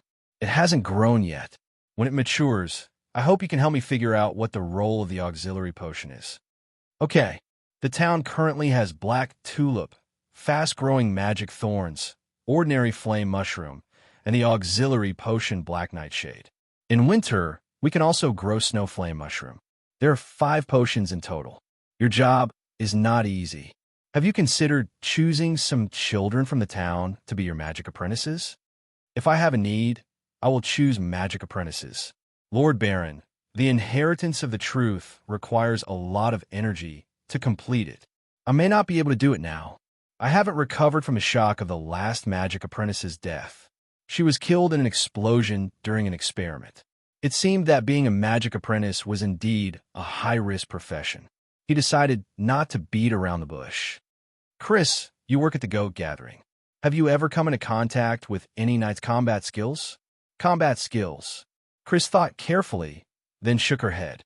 No, I rarely come into contact with a knight. The closest I came was probably being chased by a knight. You really did? No. Liz suppressed his disappointment and continued to smile. Then, you know 6 kinds of water magic. Can you tell me how to cast a spring of water spell? I have always been very interested in magic. He was actually not interested, but Chi was very interested. She had learned water arrow volley, water wheel wall, water bullet, and water whirlpool. She had begun to study the water wave shield that only great magicians could master. However, she was not proficient enough in magic arrays and magic runes, so her progress in learning the water wave shield was slow. One more spring of water spell could increase Chi's foundation. In fact, List was also going to let Chi write down all the problems she encountered in learning magic and give them to Chris to solve through him. It was equivalent to finding a teacher for Chi. Sir Baron, you don't have to be so polite. You are my savior. If you need anything, just tell me. I will sort out the spring of water spell and give it to you. Well, I may also ask you for some knowledge related to water magic later. I am willing to answer your questions. If you have any needs in life, just tell me. I will try my best to meet them. Take Flower Town as your home and start a new life here. Chris's eyes were bright. Yes, Sir Baron. Back in the study, List was still thinking about where he should get the Chi's secret skill. It stood to reason that if he did not look for it, the Chi's secret skill might soon appear on its own. However, he was used to cooperating with smoke missions and taking the initiative to get his reward. He clearly knew that the Chi's secret skill was right beside him, but he could not get it. This feeling was quite uncomfortable. Distressed, he drank a cup of milk tea and calmed his mind. He casually opened a magic book on the table. The title of the book was Cavendish's Air Capture Record. This was the research notes of a great wizard called Cavendish Truth. The book recorded Cavendish's research on air. He believed that the reason why magic had different properties was due to its combination with the substances in the air. The book was valuable, not because of the experimental content. In fact, the experimental content was empty and boring, and there were no research results. It was because Cavendish believed that air was only composed of fine dust and free magic. He did not even think of the essential elements of breathing. The real value was that Cavendish had recorded the whole process of preparing the wizard tower, including the materials needed, the price of the materials, the manufacturing of the experimental equipment, the efficiency of potion production, and so on. This gave List a clear reference for the cost of a wizard's experiment, which could reduce the possibility of being cheated by unscrupulous wizards in the future. Of course. Chapter 360. To be honest, List considered where the Chi's secret technique might be hidden in the book, the cover, and the pages. Although the thick bass paper was thick, it was still difficult to hide another piece of paper that recorded the Chi's secret technique. Moreover, a book page that hid another piece of paper was obviously different from the other pages and would be easily discovered. There was no point in hiding it like this. Therefore, he could only search in the cover. He cut open the books one by one. When he was halfway through, there was still no Chi's secret technique. However, he was not discouraged. The castle's magic book collection was only 2/3 full. The remaining 1/3 was in the Sea View Villa and the other in Chrissy's house. As the saying goes, opportunities are for the prepared. When he cut open the cover of a magic book tucked in the corner of the bookshelf, a silver inner page was exposed from the scratch of the cover. Soon, he pulled out the whole page. The silver paper was densely covered with serpentines, and on the back was a diagram of the human body's Chi circulation. Do families with Chi secret techniques like to preserve their family's Chi secret techniques in this way? List stroked the silver paper and judged that it was made of silver. But obviously, it is a level lower than the Vulture Knight Steffenland's gold paper. He had obtained the Chi secret technique, but he did not check it immediately. Instead, He flipped through the magic book. The book was titled Searching for the Pinch Beetle King of World of Warcraft. He vaguely remembered reading it. The content was not attractive, or rather, it was more professional. It recorded the morphological characteristics of several pinch beetles, but in the end, the book did not record any beetle in World of Warcraft. So, this magic book has nothing to do with Vulture Knight, Stefanland's Expedition, ? Two different books, one was a knight novel, and the other was a magic book, yet they concealed Chi's secret skills in the same way. Moreover, both ended up in the Flower Town. Liz could not guess what the driving force behind this was. For example, what caused the Chi secret technique to leak, or why the Chi secret technique was placed in the book, and then how it ended up on Coral Island after traveling thousands of miles. There was no way to know. He could only treat it as luck. He shifted his gaze to the silver paper. At the top was a line of relatively large serpentines. Aura Attenuation Secret Technique, Stephanie Vulture. List stared at the title to make sure he wasn't mistaken.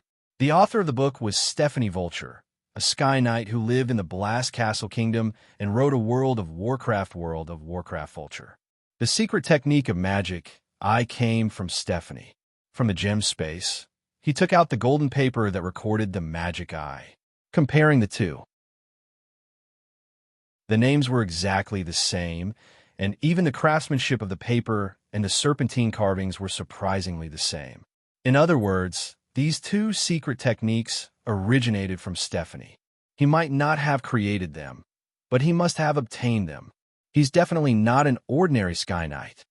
The Count was a Sky Knight, a sacred swordsman-level Sky Knight, but the Count didn't have a single Chi secret technique.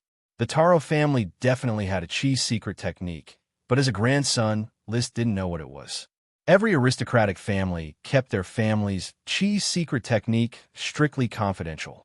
It was a treasure that could be passed down from generation to generation, just like the elves. It was very valuable. It was basically certain that it was passed down to males and not females. What was the reason that made Stephanie leak the Chi secret technique in a covert way? List shook his head and decided not to look into it. He began to study the aura attenuation. The content was very complicated, and the Chi operation method was very tricky and strange, but it was slightly less difficult than the magic eye. Its effect was just like its name. It was used to weaken one's own aura. In other words, it would greatly weaken the Do Chi that one was constantly releasing. It had two uses. One was to act like a pig to eat a tiger, so that others would not be able to accurately judge one's Do Chi level. The other was to reduce the consumption of Do Chi. The relationship between a knight's body and Chi was like that of a bucket and water. However, it was not a perfect bucket, but a bucket that was constantly leaking. Therefore, a knight had to persist in training and replenish nutrition. Otherwise, the Chi refined by the body could not keep up with the Chi lost, and the total amount of Chi would continue to be lost. It was even more so when taking potions. The magic would constantly collide with the body, breaking the shackles and turning the body into a sieve. Only by constantly replenishing new potions and absorbing more nutrition could one continuously refine Chi, maintain the total amount of Chi, and continue to practice Chi. The value of the aura attenuation lay in its ability to reduce the loss of Chi through the coordination of Chi operation, which indirectly saved the consumption of resources and improved the foundation of cultivation. In other words, in the past, List ate a large piece of World of Warcraft meat every day to maintain the loss of Chi in his body. Now, he only needed to eat a small piece of World of Warcraft meat. In the past, when taking potions, there would always be a large amount of magic dissipating. With the help of the aura attenuation, he could greatly save potions and improve the efficiency. At the end of the introduction, there was a record of the effect of Stephanie's Chi secret technique. Aura attenuation can slow down the loss of Chi in the body, but the effect will weaken as the Chi increases. Elite Earth Knight can slow down the loss of Chi by about 3/4. Normal Sky Knight can slow down the loss of Chi by 2/3. Sword Saint Sky Knight can slow down the loss of Chi by half. Max Sky Knight can slow down the loss of Chi by 2/5. Dragon Knight stage unknown.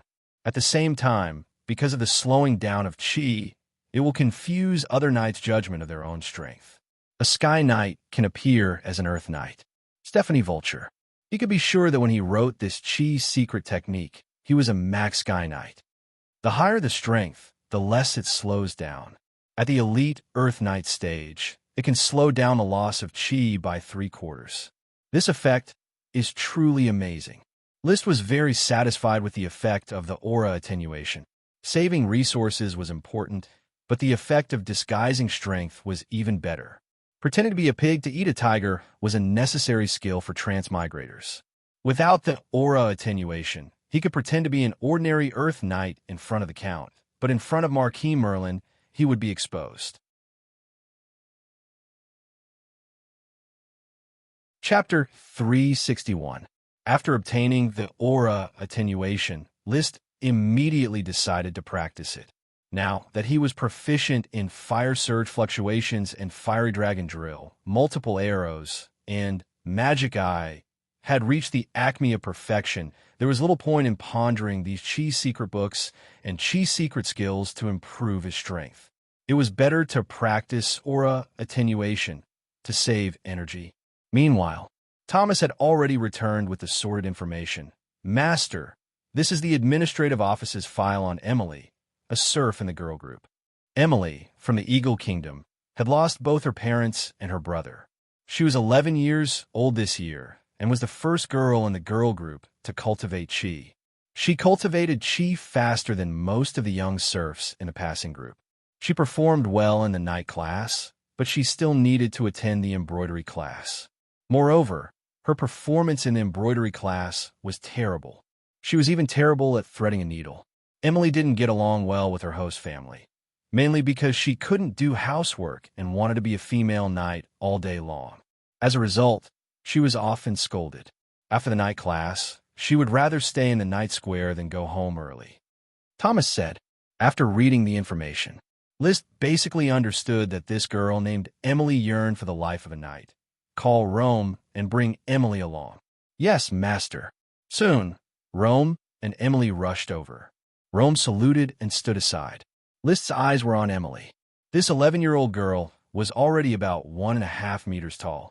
Although her face was young and her body was thin, her eyes were bright and full of expression. Her eyes were deep, her nose was high, and she had a bit of an exotic style. Compared to the people of the Grand Duchy of Sapphire and the Eagle Kingdom, she had an exotic style. Maybe she would be beautiful when she grew up. However, her skeleton was very big. Her thin body seemed a bit uncoordinated with the big skeleton. It was probably because she didn't have any flesh on her body. Your name is Emily. I heard that you don't like to be an embroidery worker. It was not the first time Emily had met List, but it was the first time she had spoken to him at such a close distance. She felt a little uneasy, but she still plucked up her courage and replied loudly in a childish but firm tone, "Yes, my lord. Emily does not like to be an embroiderer. Emily wishes to become a knight. You have ambition, but do you know that for a woman, the effort required to become a knight is far greater than everyone else?" Emily knows, but Emily is not afraid. Liz couldn't help but smile. Do you know that the resources required to groom a female knight is more than that of a male knight? If I spent a lot of resources to train you into a knight, do you know what you should do? Emily was at a loss.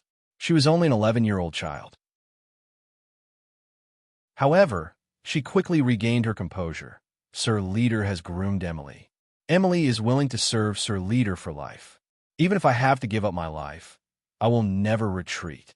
Oh, List was a little surprised by her precocious answer. As expected of a child who could attract smoke quests and pull the threads of fate.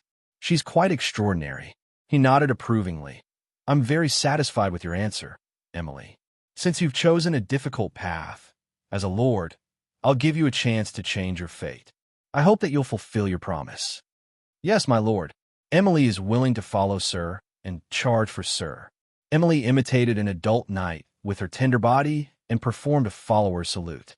She knelt on one knee, placed her right hand on her chest, bent her body forward in a 90-degree bow, and lowered her head to look at the ground. List walked over and helped her up. I accept you as my follower, Emily. When Emily got up and stood up excitedly, he said with a smile, You are my youngest follower and also my first female follower. I wish you to become a glorious knight in the future and pursue glory side by side with me. As for now, you will train together with Maggie. Maggie was the most envious of all serf children because her sister was the Lord's personal guard. She received special knight training every day and made rapid progress. Emily nodded excitedly. Yes, my lord. Liz turned to Rome and said, Rome, personally arrange for Emily's training. In addition, tell her host parents to treat Emily well. In the future, she will no longer have to attend embroidery classes and can concentrate on knight training. Yes, my lord. Well, you can go back.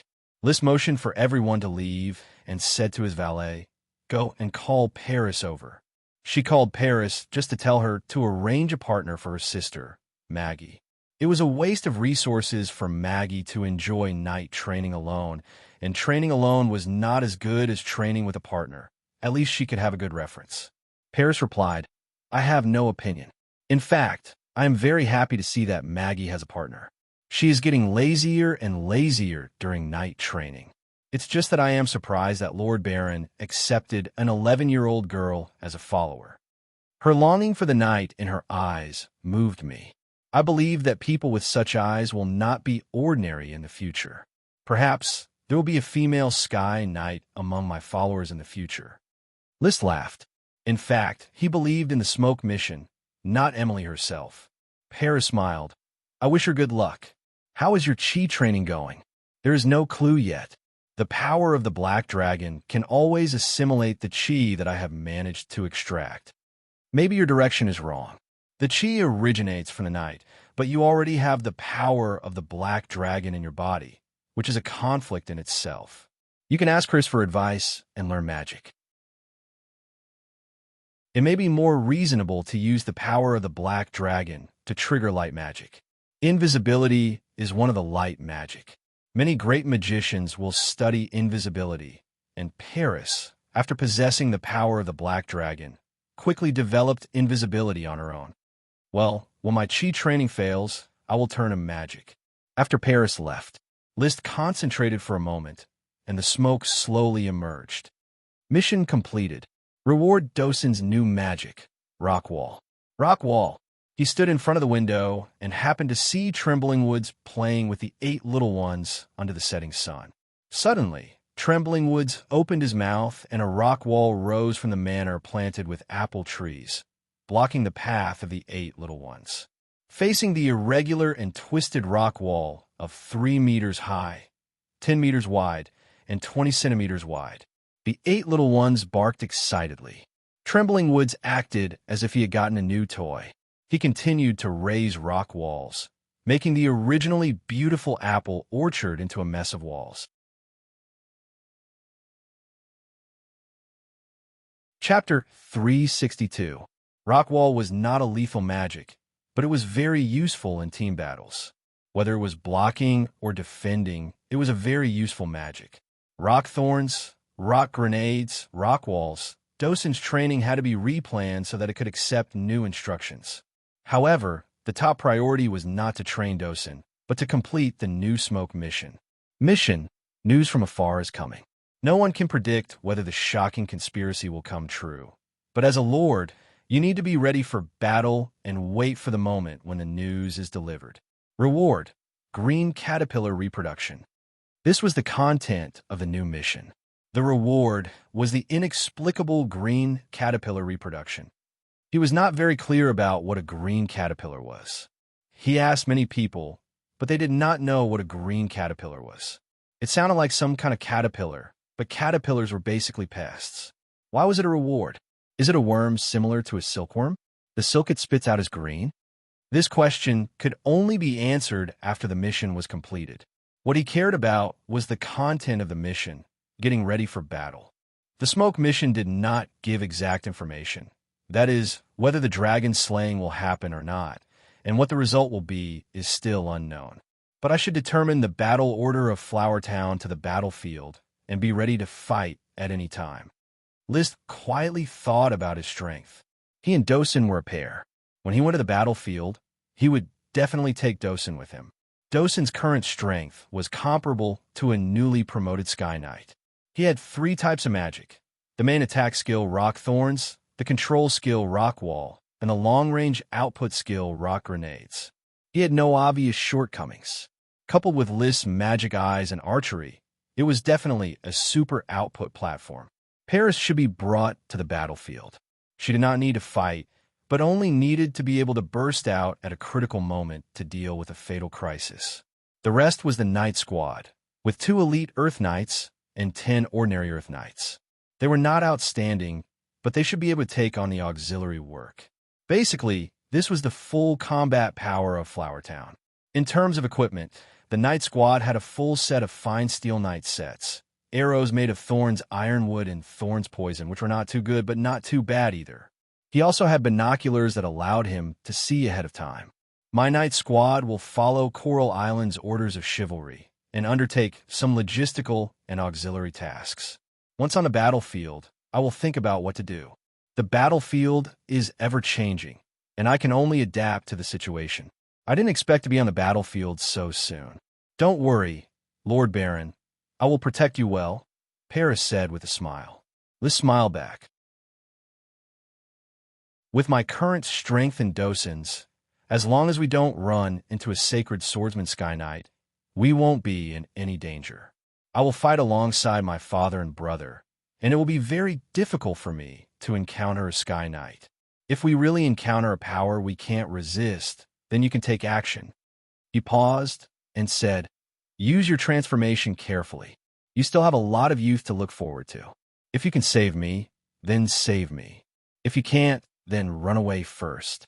It was impossible to judge what a person would do in the face of danger. List was just preparing for the worst. As a person living in a peaceful era, he had crossed over to this different world where the night charged. Naturally, he would be nervous about the battlefield. Or rather, without experiencing the baptism of blood and fire, he would not be able to transform his mentality and let go of his soul. Marquis Merlin had told him that young people should be hot-blooded. Unfortunately, he was not a young man, and there were few moments where he was hot-blooded. Taking all aspects into consideration was his style. Paris was a human who had faced the Light Dragon. She said lightly, as long as my life allows, I will not let Lord Baron fall into danger. There seemed to be an atmosphere brewing. They smiled at each other, and then Paris left the study. Inside the Sea View Villa, the Siren Magician, Chi, was still studying magic seriously. She had been completely immersed in the world of magic and could not extricate herself. Almost most of the time, she stayed in the Sea View Villa, constantly flipping through magic books like a sponge, constantly absorbing all kinds of magic knowledge. Brother, you are here. Well, I came to see a Chi. Every time he saw a Chi, List would be in a good mood. By the way, I also came to see Nami. The mangrove sprite was sleeping on the table. She rubbed her eyes and saw List. She whispered a chirp as a greeting. Then she continued to sleep. Unlike the restless thorn sprite, Ella, most sprites actually liked to be quiet and spent most of their lives sleeping. After all, they were born from plants, and plants stayed in one place all their lives. Brother, do you want to hear a Chi sing? A Chi put down the magic book and asked with big eyes. List naturally would not refuse. So a beautiful and melodious song sounded softly. It was a popular folk song of the Grand Duchy of Sapphire. When it came out of Chi's mouth, it was no less than the sound of nature. Compared to playing the piano, it could soothe the anxiety in List's heart faster and make him feel better. After the song, List habitually reached out and rubbed Chi's blue hair. Chi smiled and threw herself into List's arms. She liked to snuggle up in List's arms. It felt very warm, even though the weather was getting hotter. Chi, I may have to go on a long trip. I hope that during my absence, you will continue to study magic hard and strive to become a great wizard as soon as possible. Where is brother going? I don't know. I may go to the battlefield, or I may not have to leave the flower town. In short, you have to study hard. Well, Chi is studying hard every day. It won't be long before a Chi becomes a great wizard of water. At that time, a Chi will no longer have to worry about being chased by the Gyramida in the sea. If there are any more Gyramida that want to eat a Chi will hit them with magic. At the beginning of June, the scorching sun scorched the earth. On this day, the Coral City's harbor welcomed a three-masted sailboat flying the Sapphire Dragon flag. After docking, the news had already reached Tulip Castle. Count Li William personally rushed to the harbor to welcome the sailboat representing the court. The sailboat's people had already disembarked and were waiting at the harbor. When they saw Li William and his entourage appear, a knight dressed in silver-white armor immediately urged his horse forward. Count Li William, I am Bosky Pansy, captain of the Blue Blood Orders of Chivalry's 7th Knight Squad. I have come bearing the decree of the Sapphire Grand Duke. Good day, Captain Bosky. What decree has the Grand Duke brought? This is the Grand Duke's personal letter. Bosky took out a letter wrapped in pitch-black leather from his bosom and solemnly handed it over to Li William. The decree is in the letter. After receiving the letter, Li William already had a premonition that something was about to happen, yet he still calmly extended his hand. Captain Bosky, please follow me to Tulip Castle to rest. Chapter 363. Levis was entertaining Bosky Pansy, a Viscount, an elite drug addict Earth Knight from the Pansy family. This family's fief was located in Blue Dragon Island's seven-color city, and it was also a Count's family. The family's heirs were flourishing, and most of them served under the Blue Blood Orders of Chivalry. In fact, a family like the Pansy family was called the Blue Blood Alliance, meaning a family alliance vassal to the Blue Blood Orders of Chivalry. They were not a standard aristocratic lord, but rather a pioneering aristocrat. They were the Sapphire family's whip of power. They didn't have a large island as their fief, nor did they engage in production. All of their wealth came from rewards and plunder. The Blue Blood Alliance would usually marry within a small circle, and there was a great estrangement between them and the fief lords. Moreover, the non-lineal female members of the Sapphire family would usually become the mistress of the Blue Blood Alliance, helping the Sapphire family maintain control over the Blue Blood Alliance. For example, Bosky's mother, the wife of the Count of Seven Color City, was a distant niece of the Sapphire Grand Duke. Levis wanted to inquire about some information from Bosky, but he did not receive any positive response. I'm sorry, Sir Levis. I don't know what happened. I only know that the Grand Duke ordered me to bring a decree, obey Sir Count's command, and carry out the Grand Duke's next order. Of course, the Grand Duke's decree is our Tulip family's program of action. Levis had no choice but to play along.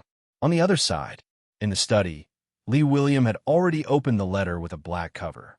The Sapphire Dragon imprint was intact, indicating that it was indeed the Grand Duke's handwriting and not a fake letter. Coupled with the three-masted fast sailboat and Bosky's identity, it was enough to prove the authenticity of the information. The letter was very short. My follower, Count Li William Tulip, the Lord of Coral Island, when you read this letter, your lord, the ruler of the Grand Duchy of Sapphire, Duke Andrew Sapphire, has already overflowed with anger that must be vented through the cruelest war. My closest comrade, a partner worthy of life and death, Ironhoof Island's Andy Sapphire, has betrayed me. He actually tried to encroach on my most glorious authority, the Sapphire Dragon. This is an unforgivable betrayal. Now, as the Lord, I order you to gather all your might and meet me at Oxhorn City on Ironhoof Island. The wound of betrayal must be washed with blood and fire. William Lee, it's time to prove your loyalty and courage. Take this black letter and set off immediately. It's an order to encircle Ironhoof Island. Sapphire 152, May 26th, after reading the letter. There was no expression on William Lee's face as he sat in his chair and remained motionless for a full 3 minutes. Only then did he suddenly get up, put away the black leather letter, and called the deputy butler, Silva, informed Captain Mickey and advisor Jacob to come to my study immediately to discuss matters. Yes, master. Silva quickly left. William Lee tapped his fingers on the table as he continued to ponder. After regaining his composure, he immediately took out a pen and paper and started drafting a letter, writing down a title. Honorable Marquis Merlin Lontaro. Halfway through writing, Captain Mickey arrived. The Count stopped writing and said directly, Mickey, orders of chivalry should act. Immediately send a knight to inform List, Jonas, Trick, and the other lords to go to Tulip Castle to discuss matters. Tell them that this is a meeting of the same nature as the orders of expansion. Sir, is war coming? Yes, it is already here. I will go inform everyone. Captain Mickey went out excitedly. The Count continued to write letters until the Coral City's advisor, Jacob, arrived. He had just finished writing a letter. After sealing the letter, he gave it to Silva, send it to Longtaro Castle through caravan channels. Then he said to Jacob, inform the advisors of the major towns that this year's summer harvest will be collected ahead of schedule. We have a war to fight and need a lot of financial support and logistical support. Remember, I need you to ensure that the expedition materials arrive at the port and are loaded within 3 days. Flower Town. List had just woken up from his afternoon nap when a messenger knight from Tulip Castle arrived. Sir List, Sir Count has summoned all the lords to Tulip Castle to discuss matters. What matters are they discussing? A meeting of the nature of the Orders of Expansion.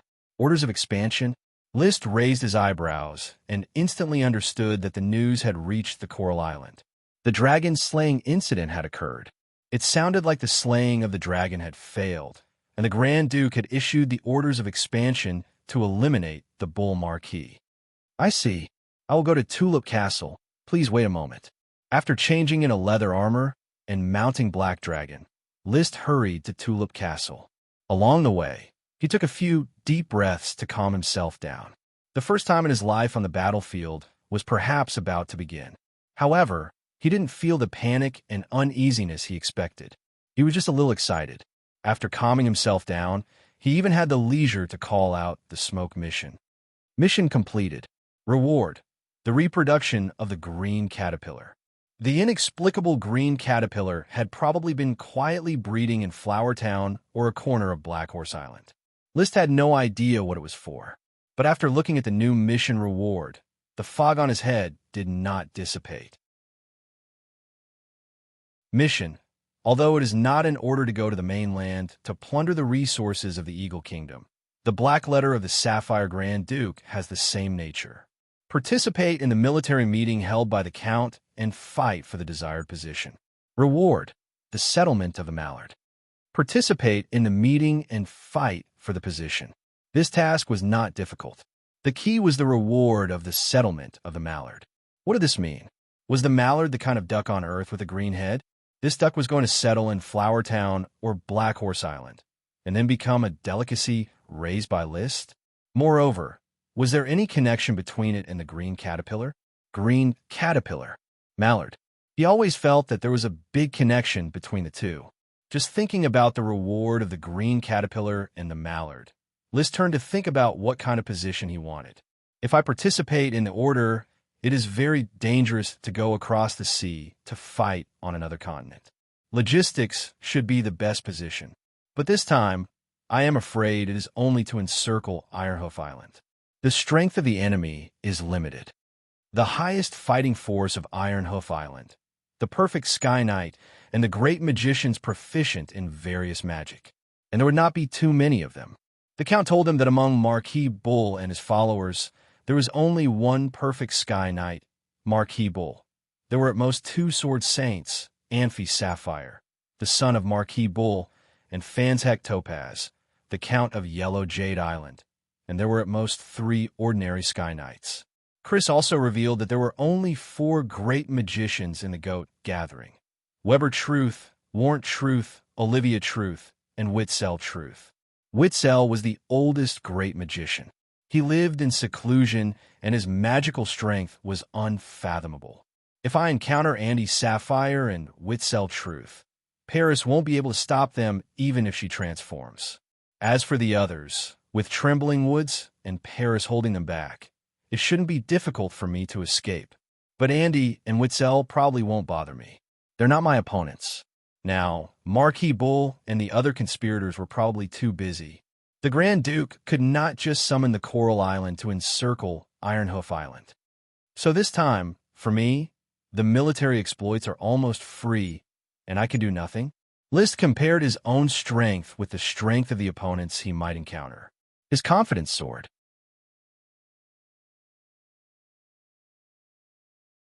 Chapter 364. There must be something wrong with the Grand Duke's dragon. This is Father's conjecture.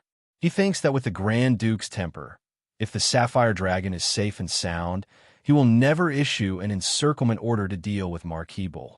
The big guilds will directly order the Sapphire Dragon to destroy everything on Iron Hoof Island to deter the enemy.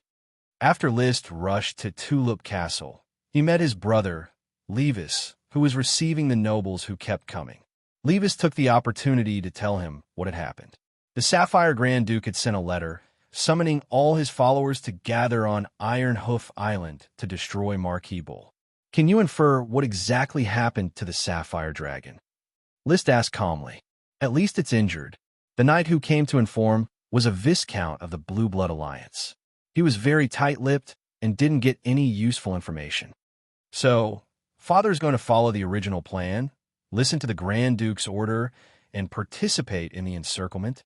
When the situation is unclear, this is the most suitable choice. Father is already communicating with several marquises and earls. When we reach Oxhorn City, we will carefully consider the next step of action. However, the war has basically been decided. List, you're only 17 years old. Do you really plan to participate in the war?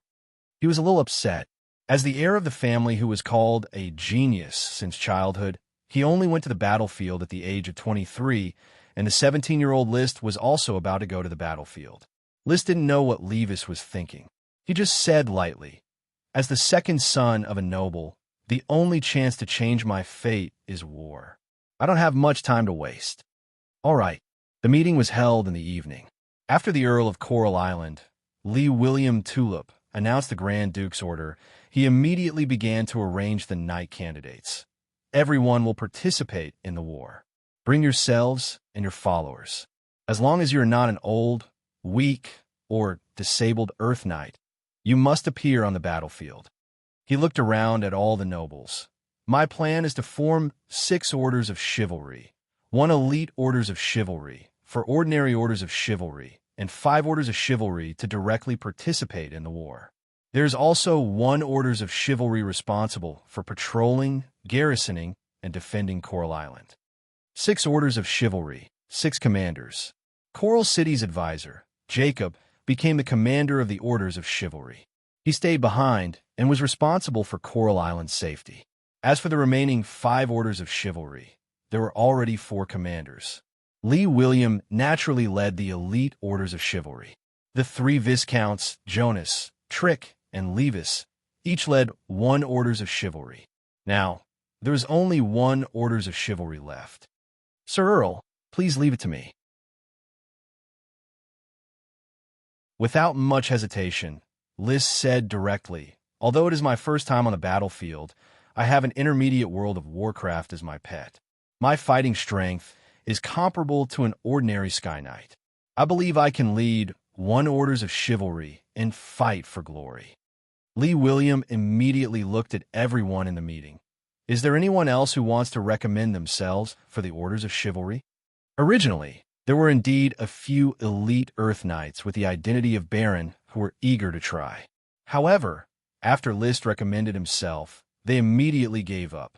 Not to mention that List was already hailed as a future Viscount. Just based on the fact that he was Lee William's son, it would be very difficult to compete with him. After all, no one would be foolish enough to think that in the eyes of the Sir Earl, their position was higher than List's, even if he was Madame Marie's brother. Madame Marie's brother was also an elite Earth Knight who inherited the title of Baron. His prestige on Coral Island was not weak. He very much wanted to fight for the position of Orders of Chivalry's commander, which was the best position to obtain military merits. However, now, he could only glare at List with indignation. He no longer dared to fight for it. List would release a dog to bite him.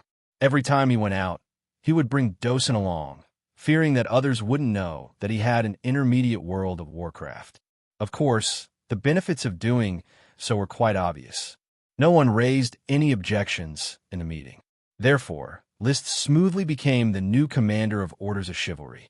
Soon after, the meeting began to discuss how many Earth Knights each lord could send to participate in the war.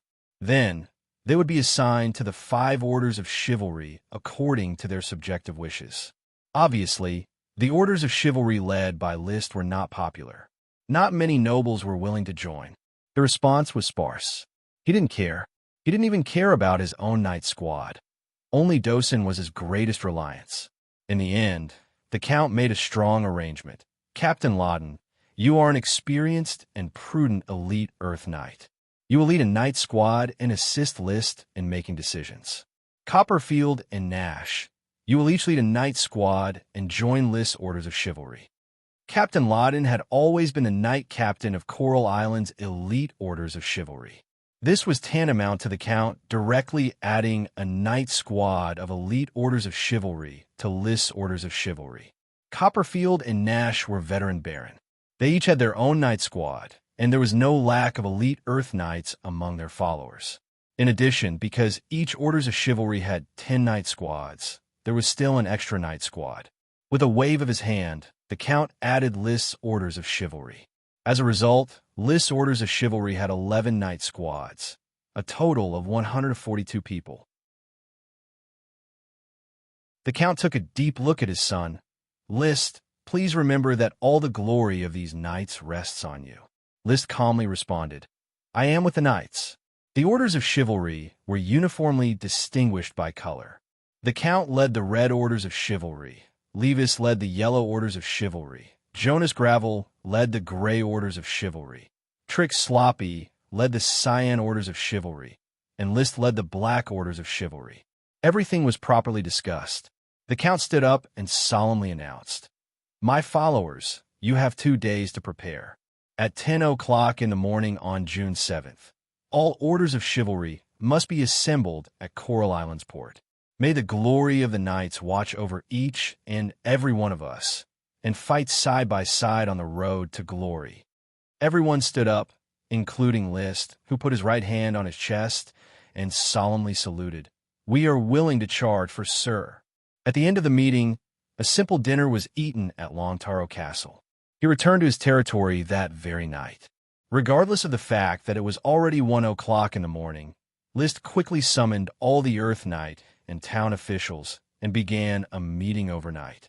The meeting only lasted for half an hour. Everything that should be prepared had already been prepared, and now it was just a repetition. After finishing these things, he took a bath and lay in bed. The smoke mission was called.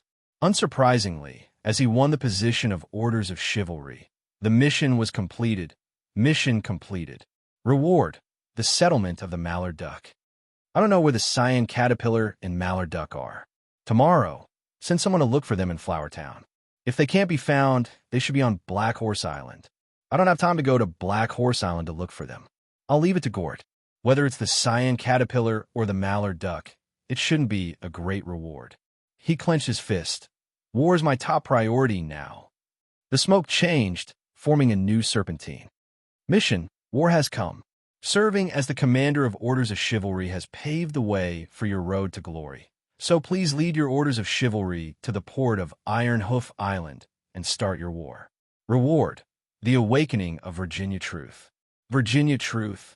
List remembered that he was talking about the magic goat family girl whose appearance was restored by the 36D ghost.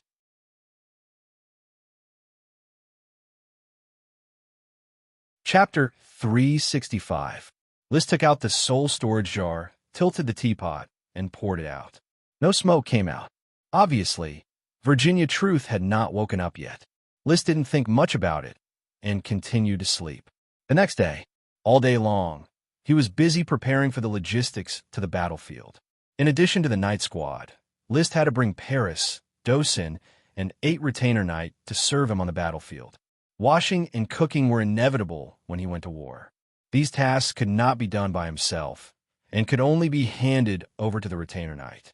In addition, he had to bring several town officials to perform a special task, the migration of serfs.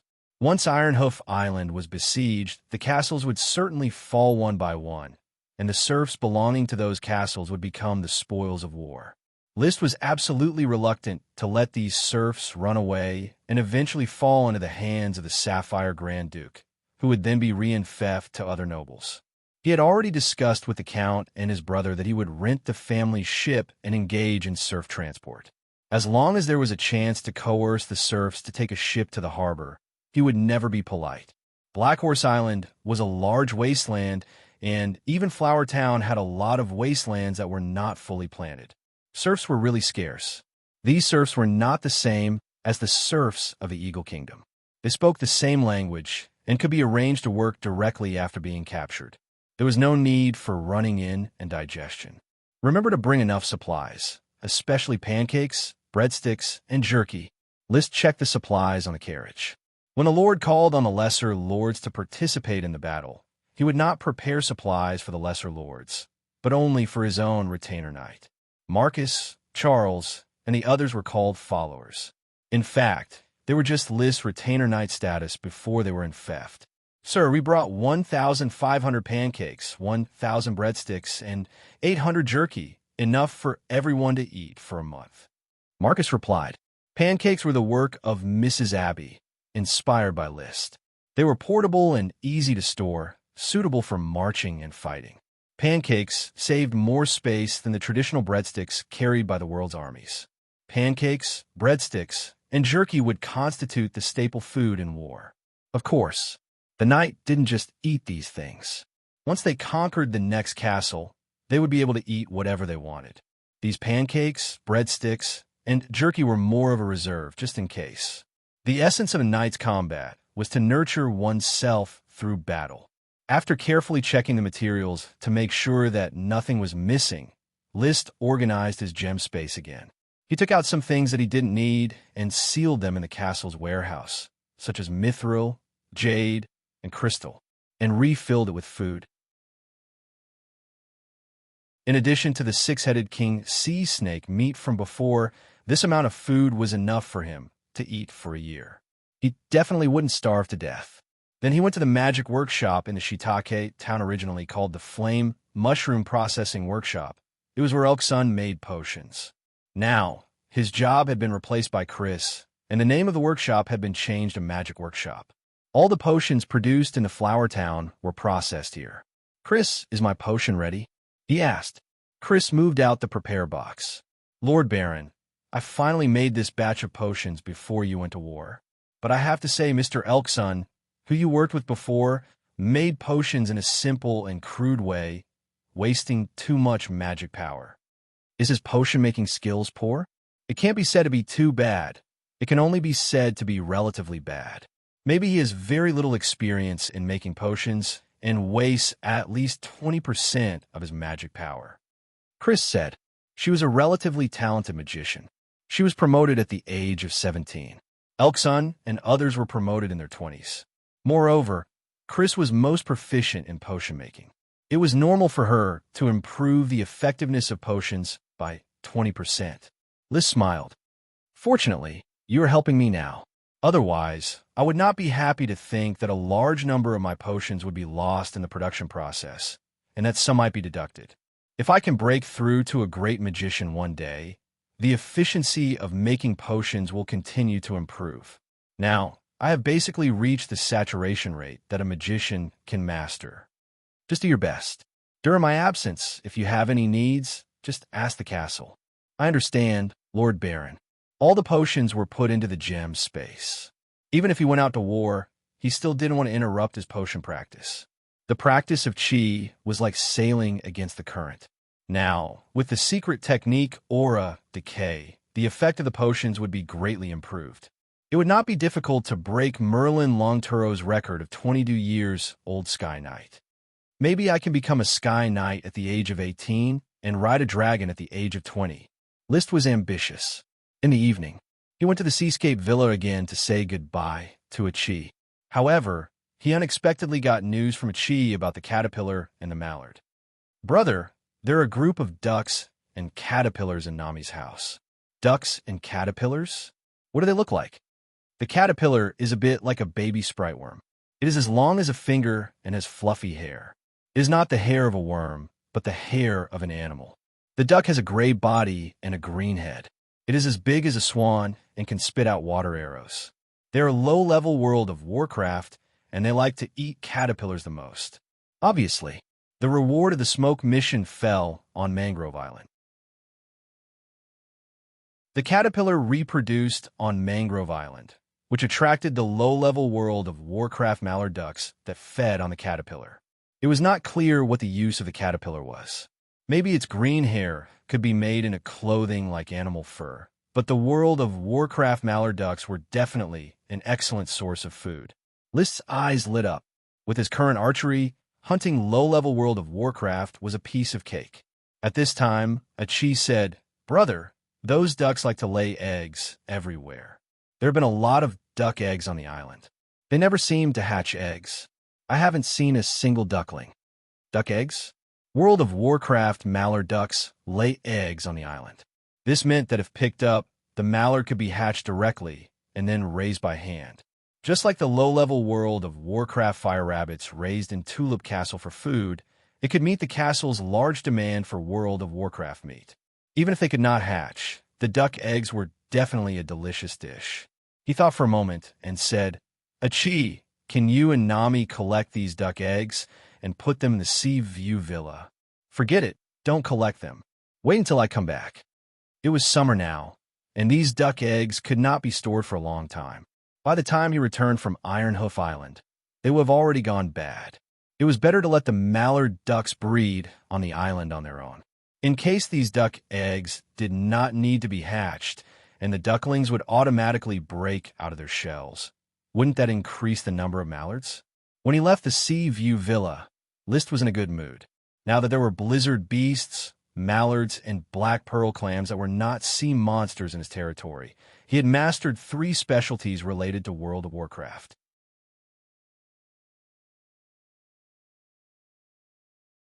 Chapter 366. The time before dawn was the darkest moment of the day. However, the flower town was brightly lit. The torches were lit in clusters, and the crystal lights in the castle made the atmosphere particularly lively. "Thomas, hurry up. The Lord is already washing up. The ironed underclothes need to be delivered to the Lord before 4 o'clock. Have Dosen been fed with food and water? Tom, don't forget the Lord's instructions. Help Dosen take a bath and comb its fur. Mrs. Morrison, have the maids sifted through the dry milk powder? We have to pack it up and load it onto the carriages as soon as possible. Barton, hurry up and feed all the horses for the expedition. Don't delay the team's departure." The butler Carter constantly walked back and forth between the castle and the apple orchard, directing the castle's servants to act in order to serve the troops that were about to set out. When List finished washing up and walked into the dining hall, Marcus, Paris, and the others had already arrived and were waiting for breakfast. After taking the seat of honor, the serving men immediately laid out the napkins. He smiled and greeted everyone. "Good morning, everyone." "Good morning, sir." The breakfast was exceptionally sumptuous. Under the illumination of the crystal lights and candlelight, the dazzling array of dishes was comparable to a festive dinner. There was even a lot of World of Warcraft meat. After cutting a piece of steak and taking a sip of milk tea, Liz said, "This is our last meal in the castle. Next, I need you to quickly enter a state of war. The distance between the Iron Hoof Island and the Coral Island is a 4-day voyage. The round trip will take 8 days. In addition to the battle on the island, we won't be able to return for at least half a month. Are you ready?" "Sir, we are always looking forward to going to the battlefield. A knight's mission is to live for the battlefield." Marcus had been in a state of excitement these past few days. He had participated in the war. As an elite Earth Knight, he had experience in several pioneering orders, yet he had not made much of a difference. However, he was also a commoner who was very keen on aristocracy. He almost dreamed of going to the battlefield to obtain military exploits and be promoted to an aristocrat. Now, an opportunity had appeared before him. "I'm always looking forward to going on the battlefield again to prove myself." Charles Trapp's eyes were burning. "I'm no longer young. These few years are my last chance." List's classmate Rick Footprint said, Although this is my first time on the battlefield, ever since I was young, my only goal in life has been war. Griffin Haystack grinned. My lord, Griffin has always wanted to go to the battlefield and kill people. David Yellowteeth, who had only recently followed him, had a solemn expression. I really didn't expect to have such a lucky opportunity. The Flower Town is indeed a place blessed by the glory of the night. I will definitely strive for glory for Sir. After Marcus, the other knight also expressed their passion. Only Paris was focused on eating and drinking. She did not say anything. She was not a knight, nor did she have any desire for nobility. Hearing the lofty aspirations of his followers, List's blood began to boil. He hurriedly finished his breakfast, wiped his mouth, and stood up. Whether they had eaten or not, the knight put down the cutlery in their hands and stood up. List looked around. He wanted to say something to boost morale, but after thinking for a while, he felt that it was too cliché. Moreover, in Tulip Castle, he had watched the Count show off his might while he flattered him. He knew very well that this kind of scene had happened too often and had lost its significance. Moreover, there was no need for him to be excited, as the knight was already excited enough. Therefore, he just said in a deep voice, "Go to battle." Immediately after, he turned around and left the dining hall. He took the red-blood sword handed to him by the serving man and strode out of the castle. Outside, the sky was still dark. Torches were distributed on both sides of Dosen Avenue, illuminating the path. The retainer knight pulled Black Dragon over, and List directly mounted it. The other knight, as well as Paris, also mounted their horses one after another. Together with the two carriages transporting supplies and Dosen following the team, the expedition team was ready. The fief's officials and castle servants stood guard on both sides of Dosen Avenue, saluting with their gazes. Even more fief's residents got up early and stood guard on both sides of the main road, looking at the majestic knight squad-clad in fine steel armor with envy and worship in their eyes. No one made any noise, yet the atmosphere was already warm. List didn't say any pleasantries. He lightly kicked Black Dragon's belly and led the team forward slowly. Behind him, Gort shouted, "May the knight be blessed with glory and Sir Lord return in triumph." The others followed suit. "May the knight be blessed with glory and Sir Lord return in triumph." Gradually, they converged into a wave of shouts, each louder than the last. Their shouts resounded throughout the Flower Town. "May the knight be blessed with glory and Sir Lord return in triumph." Amid the loud shouts, the Silver Knight rode faster and faster, disappearing at the end of the dewy road in a short time. Only when the knight was no longer in sight did the shouting crowd disperse under the reprimand of the fief's officials. Those who should go back to sleep went back to sleep, while those who should make preparations went back to work. The lord and the knight went to war, but the officials did not. The serfs still had to work. Soon, the originally lively castle gradually regained its silence, with only a few crystal lamps still vaguely lit, their light piercing the darkness before dawn. The butler Carter stood on the extinguished Dosen Avenue, staring at the dark road for a long time without turning around. Mrs. Morrison came over. "Mr. Carter, breakfast is ready. Everyone is waiting for you." "Oh, okay. Are you nervous?" "No, I'm looking forward to it." Carter smiled. "Although I am not a knight, but with master strength, there is no need for us to worry about him. There is also Dosen. It is full of magic in World of Warcraft." "Mrs. Morrison, I have seen too many knights glory in the Flower Town. Some people are born aristocrats." Mrs. Mawson nodded. "Yes, master. You know that I have not worked in the Tulip Castle, and have rarely seen master until the Count appointed me to be master's butler. When I tasted my first glass of wine with master in the study, I understood that master is a noble-born aristocrat." Carter recalled the time when he first came to the Flower Town. At that time, he had to calculate every day whether there was enough food in the castle to eat. Then List told him that everything would be fine. There was no discouragement, no frustration, no anxiety in that tone. It was calm as if there was nothing to worry about, and this was indeed the case. Since then, the Flower Town had developed rapidly, and there was no longer any worry about food.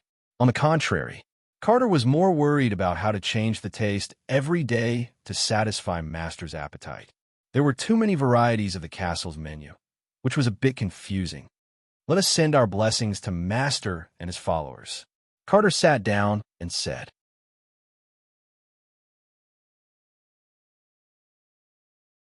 Chapter 367. Under the stars and the moon, chasing after the morning dew, the white of the eastern sky gradually turned into a red glow. When the red sun rose from the eastern skyline, the team had already arrived at the Coral City's port. Many knight and knight's retainers had already gathered at the port. Captain Loudon, I'll leave the black orders of chivalry to you to assemble the team. After seeing Loudon Kettle, List directly pushed the task of assembling the team to him. List went to negotiate with Levis about the ships assigned to him. The Tulip family had about 50 ships, half of which were brig cargo ships, 2/3 of the remaining were ordinary brig ships, and 1/3 were brig fast ships. There were only 2 3-masted ships. One was the Tulip, which was a 3-masted ordinary brig, and the other was the Coral, which was a 3-masted cargo ship. The 3-masted ships certainly couldn't be assigned a List. He was assigned 1 brig fast ship, 2 ordinary brig ships, and 1 brig cargo ship. The cargo ship was used to transport food and water, the ordinary ship was used to carry the retainer knight and horses, and the fast ship was used by the aristocrats. Of course, List had special privileges.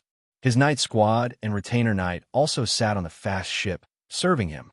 Even Black Dragon was placed on the ship. Paris lived next door, and Dosen guarded the door. Personal security was at the highest level. By the time he and Levis finished discussing which 4 ships belonged to the Black Orders of Chivalry, Count Knight had already rushed over. After giving a speech at the port, he took the lead in boarding the 3-masted ship Tulip. Soon after, one ship after another left the port. As the sun rose from the east, the Coral Islands Orders of Chivalry set sail for the Iron Hoof Island. The voyage was boring. However, this time, List was a bit busy. Because he had to reorganize the Orders of Chivalry, he was constantly assembling the 142 Black Orders of Chivalry's knight on the ship. There was no way for them to train and charge together, but it was still possible for them to establish simple trust by making certain hand gestures and slogans on the battlefield. At the same time, it was also the time to establish his authority. Other than him as a baron, there were also 2 veteran Baron Copal and Nash on the ship. After a simple sword battle on the deck, both of them had to admit that even without Dosen's intermediate world of Warcraft, they were no match for List. He couldn't even beat List in a 1v2. Leader, are you sure you didn't become an elite Earth Knight? Copal asked in dismay after suffering a crushing defeat in a 2-on-1 fight. List smiled faintly, neither denying nor admitting. The combat power of a knight is not entirely dependent on the level of combat aura. All you need to know is that my strength is enough to take on the responsibility of commander. Charge with me. The glory of the battlefield belongs to our knight spear. He had already started cultivating the aura attenuation.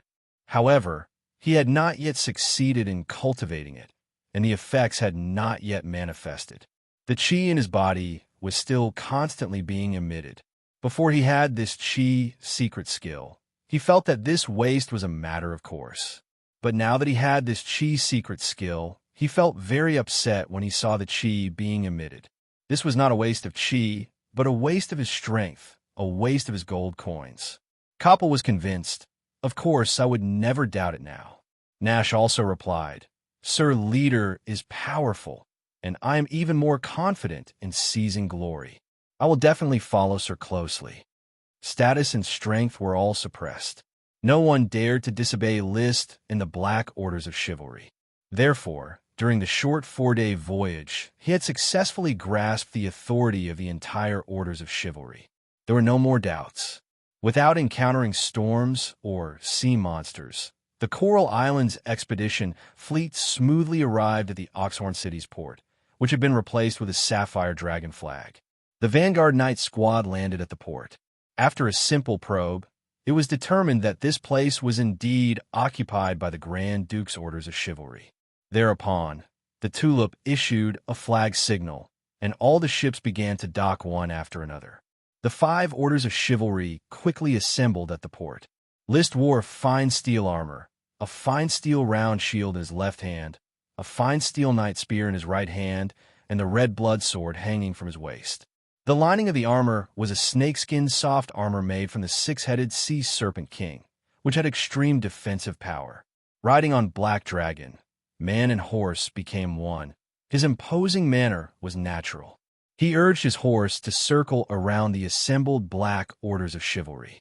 His expression was solemn under his mask, and his sapphire pupils glistened under the illumination of the torches. After confirming that all the knight had found their positions, he suddenly put his mask on his helmet and shouted, "Everyone, close your masks and follow me." Crack, crack, crack. Following the crisp sound of metal buckling, the neatly lined up 140 knight quickly closed their masks and shrouded their whole bodies in their armor. Following List, they moved from the port to Oxhorn City. Oxhorn City was a large city of Iron Hoof Island and one of the most famous cities in the entire Grand Duchy of Sapphire. Its fame originated from the Oxhorn Academy at the edge of the city. This academy provided servants to the court all year round. At the same time, many socialites from aristocratic families came here to learn needlework. Because of this, a large number of single aristocrats would stay in Oxhorn City in order to hook up with a socialite from the academy. However, in this formerly bustling Oxhorn City, there were no longer any irrelevant personnel. Only neatly dressed knight could be seen shuttling through the streets. The knight stationed in Oxhorn City, after contacting the Count, arranged for the Coral Islands Orders of Chivalry to live on a civilian street in Oxhorn City. "Captain List, Sir Count has informed you that after you set up camp, you are to go to Oxhorn Castle with the other captains to participate in the welcoming banquet." A knight came to deliver a message. "Got it." He immediately called for Captain Loudon, arranged the accommodations for each knight. Loudon didn't feel disgusted by List's attitude. On the contrary, Loudon enjoyed this temporary authority, berating loudly for arranging the accommodations for the knight. List ordered his retainer knight, "My room must be cleaned. Get water to wash the floor, tables, and chairs. Scatter more tulip flowers to get rid of this disgusting stench." Accustomed to the fragrant air of the flower town, it was very difficult for him to bear the smell of feces and urine in the stinky city. Next to him, Paris coughed. List said casually, "By the way, also clean guard Paris's room and scatter dried tulips." Paris gave a slight salute. "Many thanks, Sir Baron." There was a smile on her face. "Paris will go with me to the banquet and protect my safety. Xavier is in charge of leading Dosen. Philip is in charge of looking after the horses." List made some simple arrangements. After leaving the Black Orders of Chivalry's garrison area, they headed towards the Yellow Orders of Chivalry's garrison area. It just so happened that Levis had also arranged for his knight to set off with a few retainers. After waiting for the 2 Viscounts, Jonas and Trick, the 4 Orders of Chivalry rushed to Oxhorn Castle.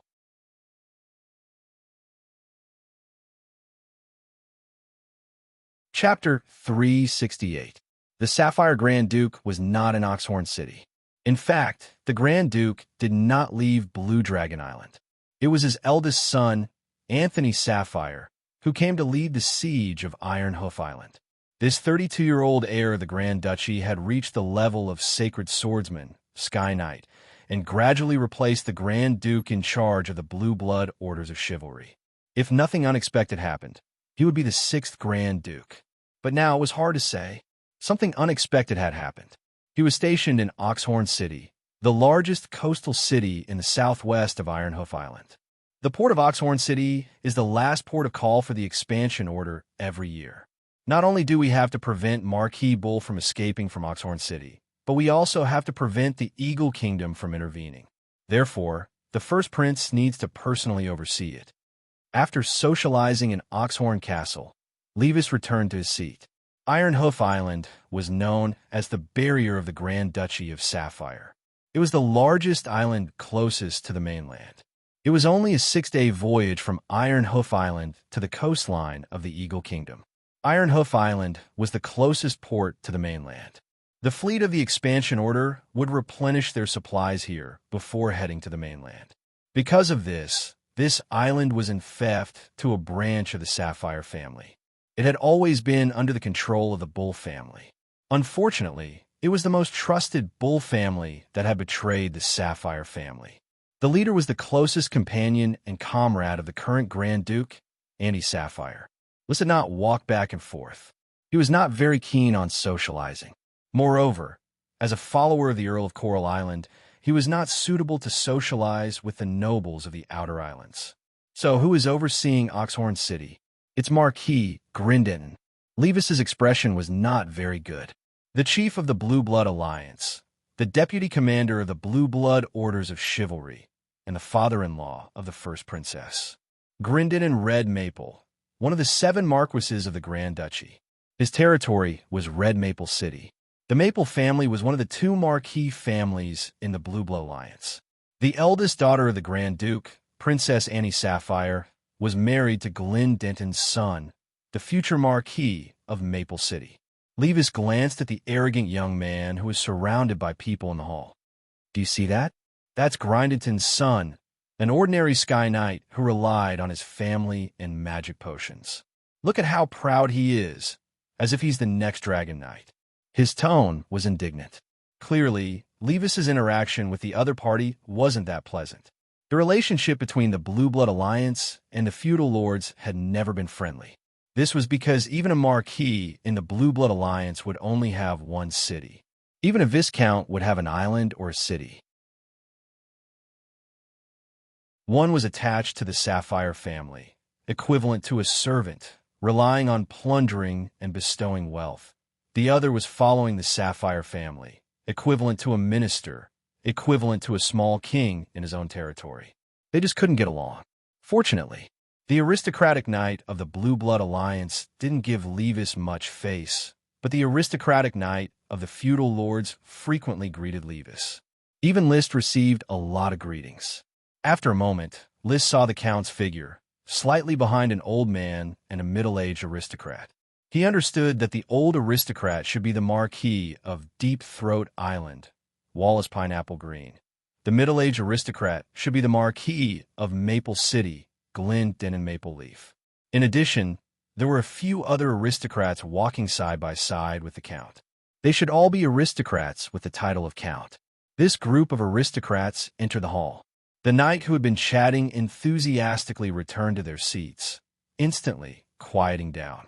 Glen Denton walked to the front of the main seat, dressed in bright silver armor with very deep magic lines, making him look especially serious. Tonight is the welcoming banquet for the Earl of Coral Island, Lee William Tulip. With the arrival of Earl Lee William, the Oxhorn City's fighting order has been assembled. Next is the beginning of the war. He paused. He continued, tonight's banquet is over. Starting tomorrow, all orders of chivalry will be assigned to their respective offensive directions. Once the troops of the other ports have assembled, they will launch an attack together to sweep the Iron Hoof Island. We must vent the Grand Duke's anger and annihilate the entire Bull family. In addition, everyone should pay attention to the prohibition of private trafficking of all spoils of war on the Iron Hoof Island. These are the internal resources of the state and must be personally distributed by the Grand Duke. If anyone breaks the rules, then don't blame me for drinking his blood with the sword in my hand. After Glen Denton finished speaking, he waited for everyone to digest his words before continuing. Then let the banquet begin. Sitting in his seat, List was very upset.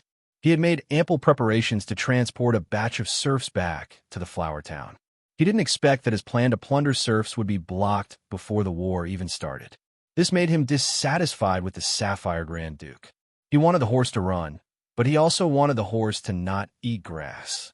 In addition, the dishes served were not to his liking, so after the banquet, he was not happy at all. His enthusiasm for the war also quickly cooled down. Now the only reason to support him was to make meritorious deeds, to implement the title of Viscount of Black Horse Island as soon as possible. After the banquet, everyone returned to the station. The Count summoned List and others to a room and held a simple meeting. Glen Denton is known for its iron blood. You have to restrain your acts of private plunder. There will be spoils of war. When the war is over, you will get your share, so don't slack off. Jonas asked, Count, I still don't know what's going on with the current situation. Not to mention Yuna's list was also unclear. He only knew that the Grand Duke issued an order to encircle and suppress, so the Knight of Coral Island hurried to Oxhorn City to gather. The Count deliberated for a moment and said, Judging from the information revealed by Glen Denton, the Sapphire Dragon is injured and temporarily unable to move. The Grand Duke is healing the Sapphire Dragon. After Marquis Bull and his party launched the attack, they escaped from Blue Dragon Island and retreated back to Ironhoof Island. The situation was a bit puzzling, and the Count could only briefly figure out a clue. So what we have to do now is to listen to the command and sweep Ironhoof Island. I believe the situation will soon become clear. Although they still couldn't figure it out, everyone calmed down a little. At least they knew that the Sapphire Dragon was not dead, indicating that the Grand Duchy of Sapphire could not be shaken for the time being. They should continue to encircle Ironhoof Island. There was no need to think too much. However, just as everyone was full of confidence and thinking about how to crush Ironhoof Island, there was suddenly bad news.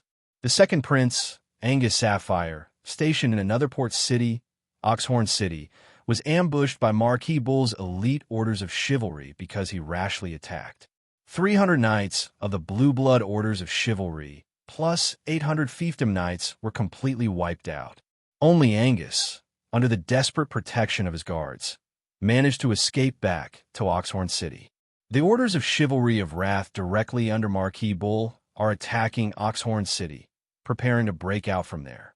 The Grand Prince has issued an urgent secret order to transfer the garrisons of various cities to support Oxhorn City.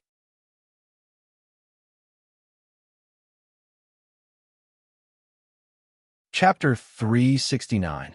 This chapter is Torment on the Path of Redemption, worth 40,000 coins. There are 3 more chapters to follow. In this strange world, a knight's mount was not only a horse. Especially after becoming a Sky Knight, a horse could no longer bind them.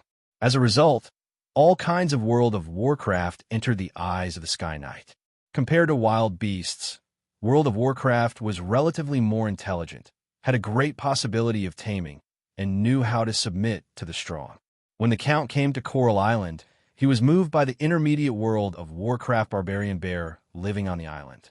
He wanted to tame the barbarian bear as his mount, but of course he failed in the end. The barbarian bear did not become a mount, but a seat. Since then, the Count had been searching for a World of Warcraft mount, but there was no suitable World of Warcraft to his eyes, so he became a Sky Knight without a World of Warcraft mount. And his son, List, already had a World of Warcraft mount. Not only one, but also 9 intermediate World of Warcraft mounts. Of course, outsiders did not know that the 8 small ones were all intermediate World of Warcraft. Even if List renamed them Blizzard Beasts, many people still thought that Dosin was the unique intermediate World of Warcraft. And the 8 small ones were just low-level World of Warcraft bloodlines, mixed with some intermediate World of Warcraft. After all, they did not have the hint of the Smoke Quest. The messenger Sky Knight in front of them came down from the back of the huge Ash Eagle. The silver-white mithril armor showed his status. Ash Eagle Orders of Chivalry. Ash Eagle was a bird domesticated by the Sapphire family in World of Warcraft.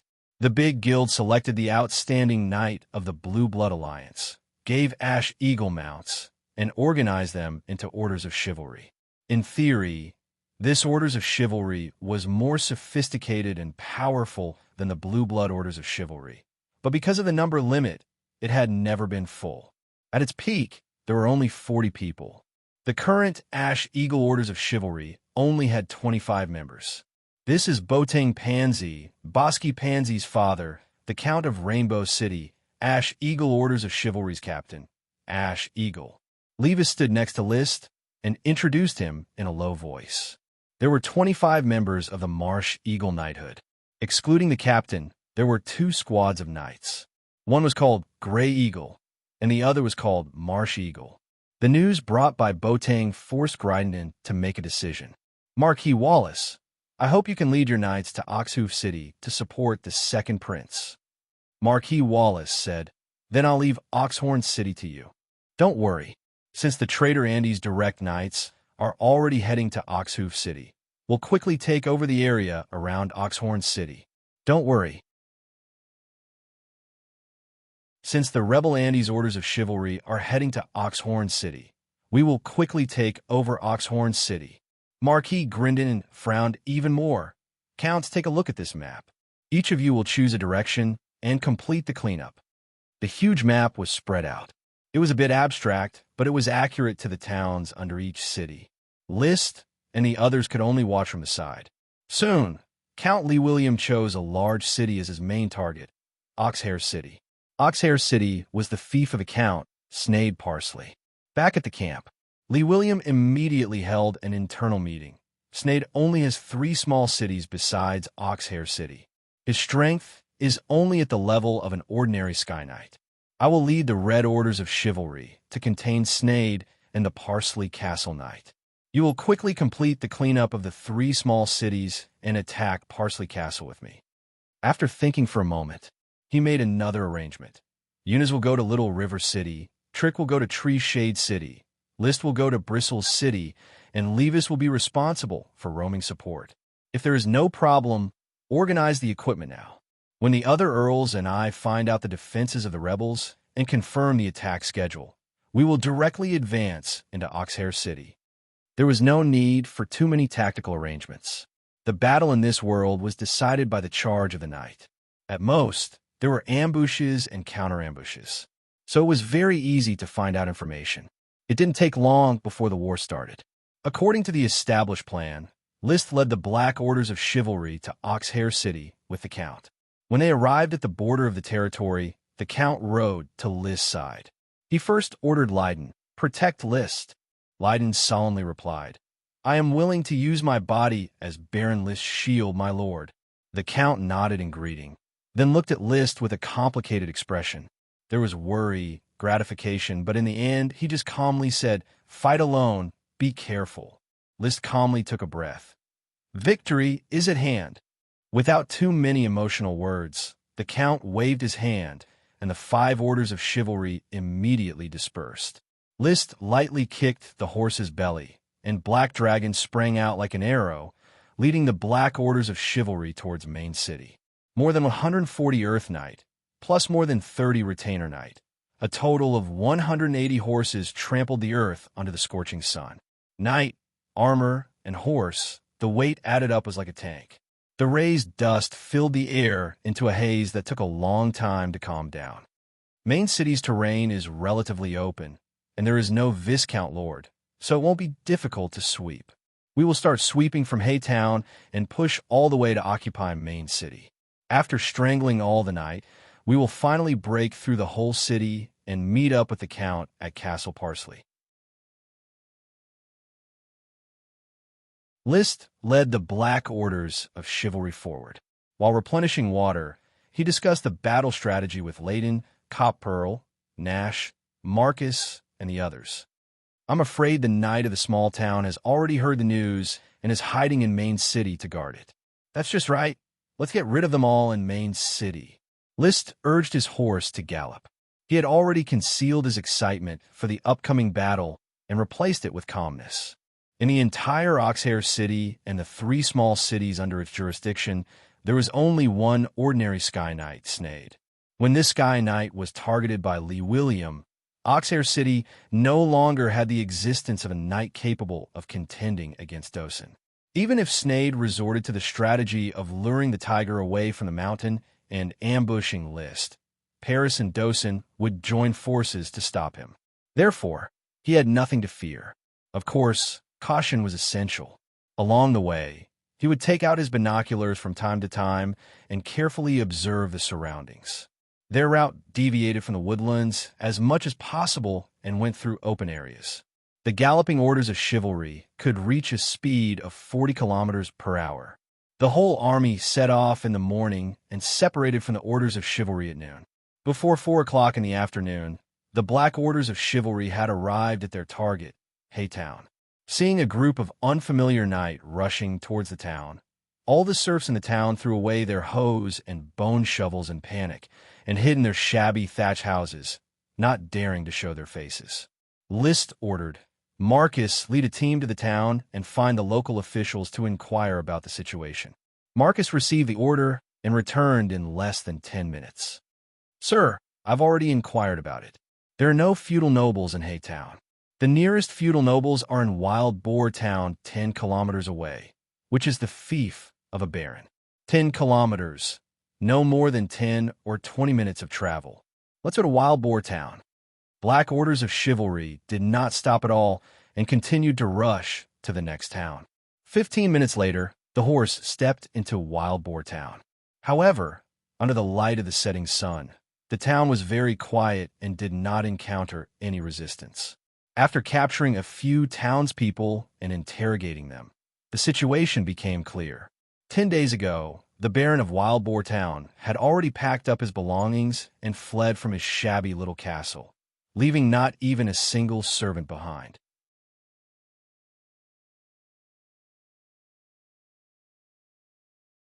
Chapter 370. This chapter is Kazunwaro 10,000 Rewards.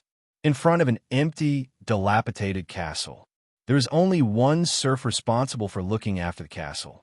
Trembling with fear, he replied, Sir, all the nobles of Main City have gathered in Main City. It was an order from the Count of Castle Vanilla. The castle's butler gave me 10 copper coins to look after the castle and make sure no one steals the flowers in the garden. After listening to the serf's words, Liz frowned in deep thought. Sure enough, knowing that the army is approaching, all the nobles have begun to band together to resist. Apart from Main City, I'm afraid there are only a few knight in this area. He quickly made a decision. The closest town to Main City is Honeytown, about 20 kilometers away. We can arrive in half an hour. Let's set up camp in Honeytown. Sir, aren't we too close to Main City? Laidan reminded. Stay alert at night. I hope they will abandon the city and take the initiative to launch a sneak attack on me. If not, after a night's rest, we will directly attack the city. With Dosen around, their castle won't last long. Tear down the castle, destroy the knight of Main City, and quickly move in. Dosen's Rockthorn was the fastest magic to tear down a castle, unless the castle had anti-magic materials. After destroying the knight of Main City, they would cooperate with the Count to destroy Snade's Castle Vanilla, and then they could quickly advance to the next big city. Ironhoof Island had a total of 11 big cities. The three port cities, Oxhoof City, Oxhorn City, and Oxhair City, had already been occupied. Ironhoof City, where Marquis Bull was located, was easy to defend and difficult to attack.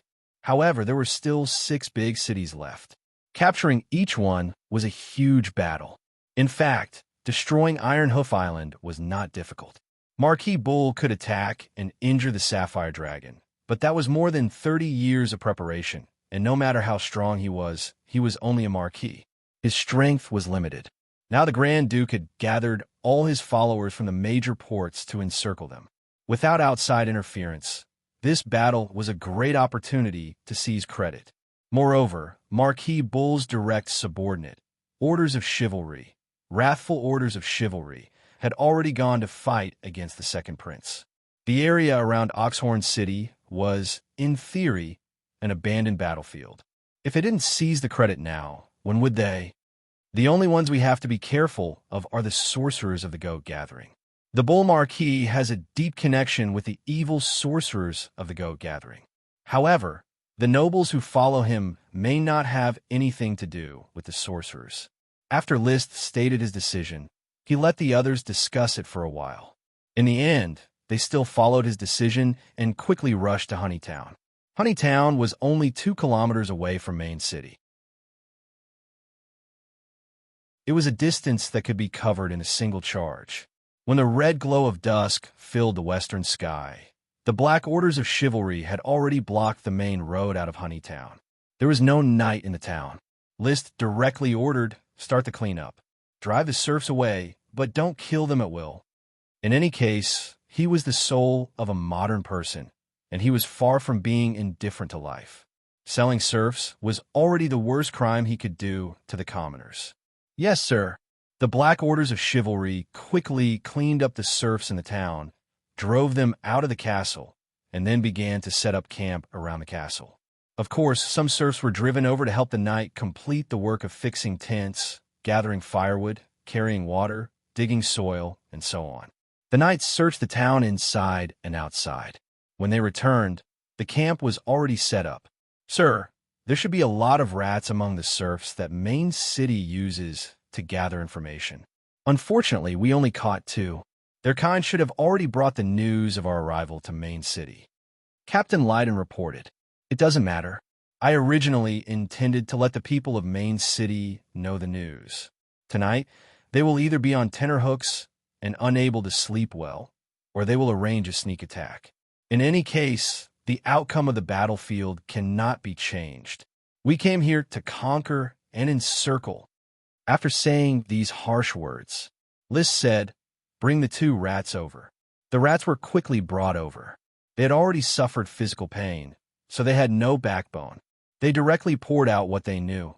"Honorable Sir Knight, there are nearly 130 Earth Knights in Main City. The strongest is Baron Murray. The elite Earth Knights are all stationed in the castle." Another rat rushed to say, "The castle is on a hillside, easy to defend and difficult to attack. Moreover, there's plenty of water and food. Right now, Baron Murray and the others are still building the rock walls, preparing to defend the castle to the death. They may not intend to attack." "Why don't they intend to attack or escape, but choose to defend to the death?" List asked. "Maybe they don't dare to leave the territory without permission. Once they leave, it is tantamount to running away, and they will be punished more severely." The previous rat replied, but the other one shook his head and said loudly, "Honorable Sir Knight, Parker is willing to exchange a big secret for my freedom. Tell me, if it is really a big secret, I don't mind letting you go." List gave Marcus a look, and the Earth Knight dragged the previous rat away. Parker was immediately relieved. "Here's the thing. I have a brother who is a rat in Oxhair City, and he has a relationship with Trish, the maid of Caraway Castle. Once when they were doing something good in the warehouse, they overheard a magician coming to Caraway Castle and discussing something with the Earl in secret. The magician told Earl Snade that Marquis Bull needed him to defend the castle and delay the army's attack. He also promised that if the matter was successful, he would be conferred the title of a new Marquis. Even if Snade unfortunately died in the battle, his son would inherit the title of Marquis. The Earl's son served under the Orders of Chivalry of Wrath. Those were the Duke's Orders of Chivalry, so the Earl quickly agreed to the magician to defend Caraway Castle. Parker said in full detail, "Did they say what would happen after the matter was successful?" "I don't know, Sir Knight. I have already told them everything I know. These are all the news my brother bragged to me after drinking. He said that he and Trish had a relationship, which was tantamount to sleeping with the maid of the future Marquis." After Parker finished, he could not help but ask, "Sir Knight, you promised to give me freedom. I promised to leave Main City without looking back. Of course, I will give you freedom now. Marcus, take him out." Liz said, giving Marcus a knowing look. After a while, Marcus brought another rat over and said, "Sir, Parker has obtained complete freedom." He deliberately emphasized the word freedom. In this world, there would be many restrictions at any time and any place. List looked at the rat. "Your partner Parker has exchanged a secret for his freedom. What about you? If you have a secret of sufficient value, you can also obtain freedom." The rat stammered, "Sir Knight, right, I know, I have a secret." "What secret?" "It is a sprite worm. The barley worm is being bred in the barley field belonging to Baron Murray outside Main City. Baron Murray has no way to move it away, and can only raise it outside. But, it has already been a few days. I don't know if the barley worm has been bred or not." A barley worm being bred.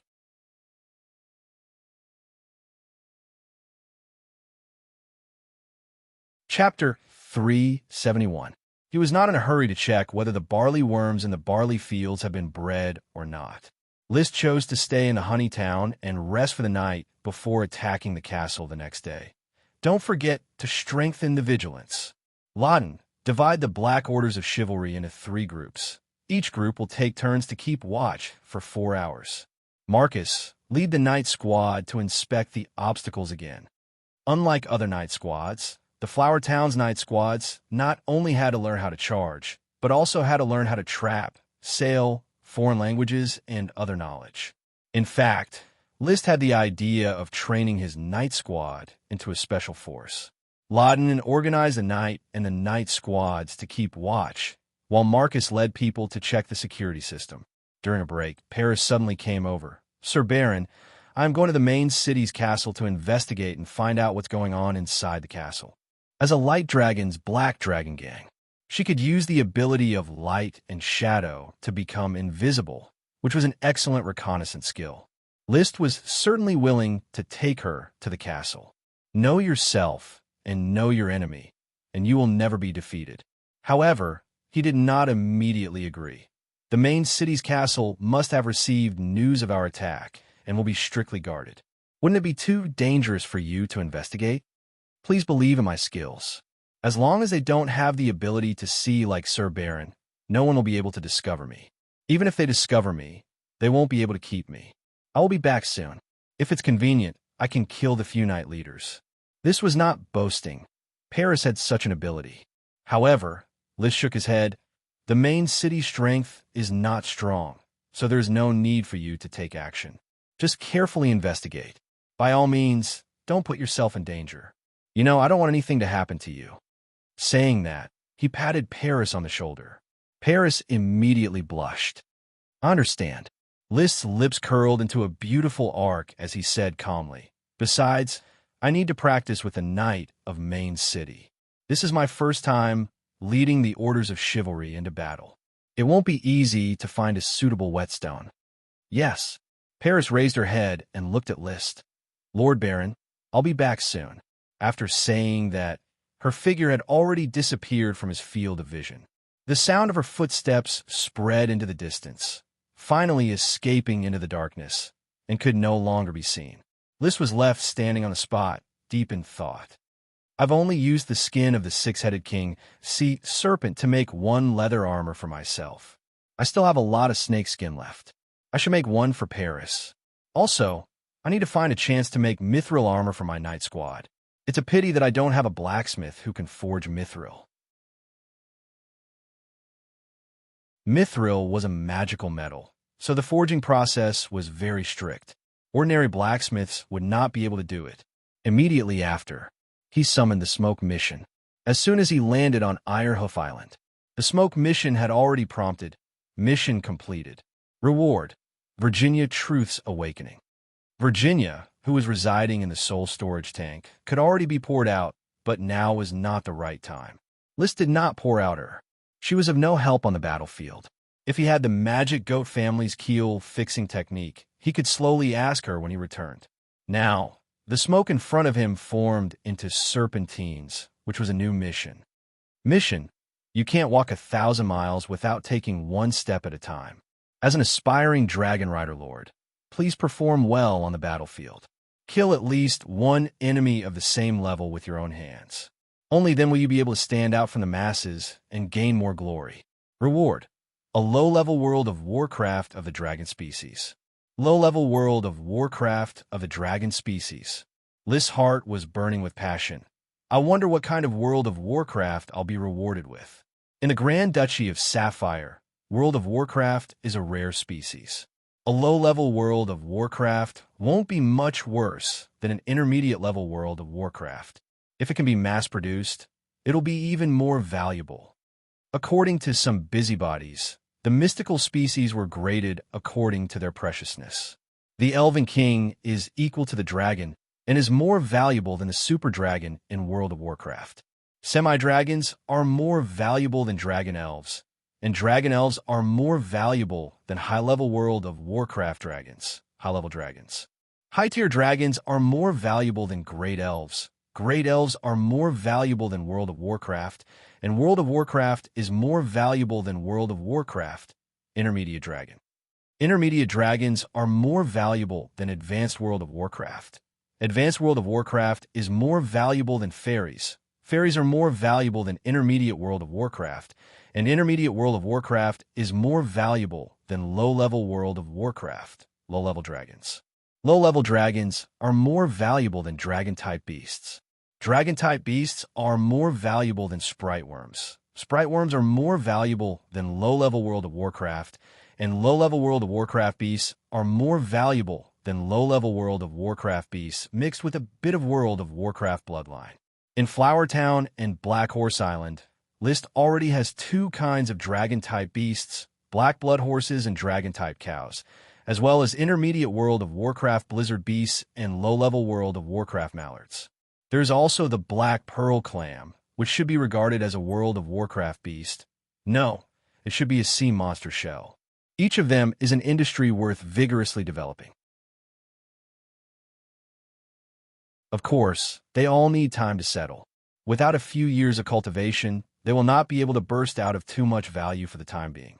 I don't know if the low-level dragon beast rewarded by the smoke task can be developed into a breeding industry. But in any case, in this battle to clean up Main City, I will kill an elite Earth Knight with my own hands. List didn't have a bloodthirsty desire, nor did he like killing people. But since it is war, he should be mentally prepared for the enemy to die while he lives. From the moment he had chosen to step onto the battlefield, killing had become a compulsory course. In fact, he had adapted very well to it. The two rats had been a drill. Since they had chosen to find out information about the Black Knights, they were his enemies. He will never be merciful to let the mice go and let them bring the news back to Main City. About an hour later, List was practicing Aura Decay when he heard familiar footsteps, causing him to raise his head and look at the door. Dang, dang, dang. There was a knock on the door, accompanied by Paris's voice. "Lord Baron, it's me. Please come in." When Paris came in, he immediately asked, "Did you encounter any danger?" "No, the castle of Main City is indeed very tense, but none of the night there can find my existence." Paris replied with a little pride, and then said, "It seems that they do not intend to defend the castle. I found them digging tunnels leading to Main City. They are preparing to escape at any time. I think they may be braver than I thought. I saw that Baron Mowry, and I also heard his secret conversation with the other knight. They are preparing to gather in Main City through the tunnel. When you lead the orders of chivalry to attack the castle, they will attack from Main City." List nodded. "Very good thinking. Thank you, Paris. It's just a small matter. You should be very tired. Rest early."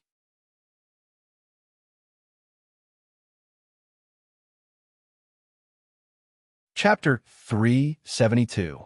The nameless castle of the Main City was located on the hillside of a low mountain near the Main City, some distance from the Main City. According to Baron Murray's plan, while the Black Orders of Chivalry were attacking the nameless castle, they would quietly gather in the city and then charge in one go, cooperating with the castle from the inside and outside. Perhaps there would be a chance to break through the Black Orders of Chivalry. The reason why the knight was powerful was that when the knight charged, all the knight's combat energy would converge into one and burst out with great attack power. It was almost indestructible. This was the reason why the knight could rule the world. Of course, with Dosin as his backing, List was not afraid of Baron Murray's sneak attack plan at all, because it was possible that before they finished gathering, Dosin, who could instantly cast magic, would have already demolished the nameless castle. However, now that Paris had found out the opponent's plan, List immediately decided to beat them at their own game. He would pretend to attack the castle, but in fact, he would use the telescope to observe Baron Murray's sneak attack in advance. While the opponent had not yet launched the charge, the Black Orders of Chivalry took the lead in charging. A head-on confrontation, sharpening the blade, in pursuit of maximum damage. In case the knight took the opportunity to escape, they would have to chase after them. The night was peaceful. The knight on duty did not discover the enemy's night attack. The next day, before dawn, a fire was lit to cook. By the time the sky turned white, the Black Orders of Chivalry had already finished gathering. List, clad in fine steel armor, pulled out the red blood sword and pointed to the sky. "Let's go." Boom! The horses, equipped with horse armor and carrying the knight, were like a torrent of tanks. They galloped toward the nameless castle in a crushing manner, raising a large amount of dust that covered the sky. With such a big movement, when they approached the hillside, they would naturally be discovered. From the telescope, List also saw the reaction of the nameless castle. Closing the door, closing the windows, the armored knight turned into archers, standing behind the castle's arrow mounds, aiming at the black orders of chivalry. This was the stance of defending to the death. With the defensive effects of a castle, it would be difficult for a knight without siege equipment to take down a castle in a hurry, even if it was a nameless castle. However, after List cast magic eyes, he clearly saw that the magic power in these archers was thin. They were not Earth Knights at all. They were just a bunch of trainee knight. The Earth Knight didn't come to defend. Instead, he let the trainee knight defend. Arrows without combat aura can't hurt the Earth Knight at all. It seems that Baron Murray is trying to confuse me, and he himself is quite decisive. He has already begun to gather from the underground tunnel to ambush me. List was a little surprised. He had thought that the other party would at least resist for a while to figure out the difference in their combat power. Then, they would pretend to defend for a while and repel a few attacks before arranging for sneak attack. Judging from the current situation, the other party had no intention of doing so at all. They had directly launched a sneak attack. If it was an ordinary person, it would really be easy to catch them off guard. After all, no one would have thought that the sneak attack would begin before they even probed. Unfortunately, List was not an ordinary person. He directly issued an order. Archers, step out and feign an attack. The knight proficient in archery immediately stepped out and, under the leadership of Captain Layden, began to fire suppressive shots around the castle. The Earth Knight could already attach combat aura to the arrows, which were very powerful. When they hit the castle, at least a large piece of stone would collapse. However, it was only a feint. The speed, strength, and frequency of the shots were very low. On the nameless castle, the trainee knight archers launched sneaky counterattacks. They were even less powerful and posed no threat. Riding on Black Dragon, List quietly watched the feint of attack and defense. He felt particularly comfortable watching the arrows hit the castle's outer wall and shatter stone after stone. Dosen gasped for breath. Perhaps it was stimulated by the battle scene, but it barked at List twice. List stroked its big head. "Don't be impatient, Dosen. There's no hurry in tearing down the castle." On the other side, Marcus had been holding the binoculars, observing every movement in Main City. Because Paris had provided him with the position at the end of the passage, it was easy for him to monitor the movements inside Main City. "Sir, I found Knight assembling inside Main City. Report the movements of Main City at all times." List instructed, then turned to the other Knight squad captains and ordered, "Maintain the state of assembly and prepare to charge at any time." "Yes, sir." He didn't let List wait. A moment later, Marcus cried out in alarm, "Sir, Knight is rushing out of Main City, and they are currently charging towards us. There are nearly 100 of them." 100 Knight was already the majority of the Earth Knight in the nameless castle. List suddenly raised his knight's spear and shouted, "All units, charge!" Needless to say, the Black Orders of Chivalry had already lined up and rushed out from the hillside. He himself was also in the Knight team charging. According to his original plan, he did not intend to charge with the team. He only needed to command Dosen to assist the Orders of Chivalry in charging and use Dosen's magic to hinder the opponents. However, the atmosphere of the battlefield still affected his emotions. Blood rushed to his head, and he brought Dosen with him as he charged after Orders of Chivalry. When the warhorse galloped at a speed of up to 60 kilometers per hour, the body on the horse's back undulated up and down, and the circulation of Do Chi was accelerated like the flow of blood. The knight's spear in his hand had already become an extension of his body. List directly erupted the violent combat energy of an elite Earth Knight. The Black Orders of Chivalry rushed down from the hillside, And at this time, the orders of chivalry who launched the sneak attack had also just rushed up. The target who was caught off guard was no longer the black orders of chivalry who was being sneak attacked, but the main city orders of chivalry who was being sneak attacked. However, the charge had already started, and no one could stop. The expression under the mask could not be seen clearly. The two high-speed torrents were about to collide. Countless rays of do qi bloomed, mixed and entangled with each other, converged into one, and pulled all the night into it, blending into a whole. In this whole, List became an arrow, and the violent fire attribute do qi filled the air as if he was bathed in flames. Surrounded by flames, he still had a clear mind, and carefully judged the distance between the two orders of chivalry who were about to collide. When the other party entered this distance, he suddenly roared, "Trembling woods, multiple rock thorns. Don't stop. Puff, puff, puff." Dosun opened his mouth and spat out magic repeatedly. Countless rock thorns seemed to have eyes, and each one accurately pierced the bottom of a knight. If it was on flat ground, it might not be difficult for the prepared Earth Knight to avoid a single rock thorn. However, this was a charge. On the spot, several knights who were galloping at high speed were pierced through the heart by the rock thorns, and then fell heavily.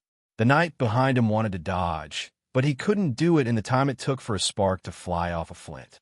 They could only trample on the bodies of their companions and continue to charge. The free rock thorns did not stop at all. Although they could only cause a small amount of damage, they greatly destroyed the charging formation of the orders of chivalry.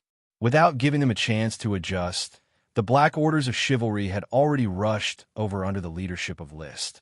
The knight's spear, which was infused with violent fire attribute do qi, stabbed out fiercely. An Earth Knight who could not dodge in time was stabbed in the chest by List before he had time to hold up his shield. The fine steel armor was only delayed for less than a blink of an eye before it was pierced in an instant. The spear pierced through the body of the Earth Knight, lifted him up, and flew out. A light blow.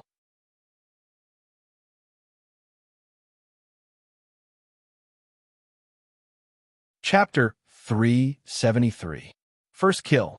There was no reward.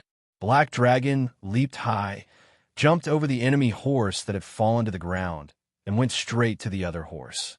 After List killed it with one blow, the spear did not break and continued to stab at the other Earth Knight. This Earth Knight seemed to react very quickly, forcibly twisting his body to dodge the spear to avoid being pierced. He was only grazed by the spear shaft and fell off the horse. However, the result of being stabbed to death and falling off was the same. Without waiting for List to switch to the red blood sword to finish the last hit, Dosun had already rushed over and smashed the Earth Knight's head with his paw.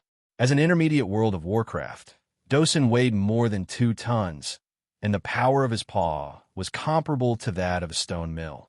With a slap, even the helmet would be torn apart. List no longer cared about the knight, whose head was smashed by Dosun. He continued to charge while scanning the surroundings. Originally, the Black Orders of Chivalry caught the main city orders of chivalry unprepared. Coupled with Dosun's magic, the main city orders of chivalry directly fell into chaos, allowing the Black Orders of Chivalry to cut in.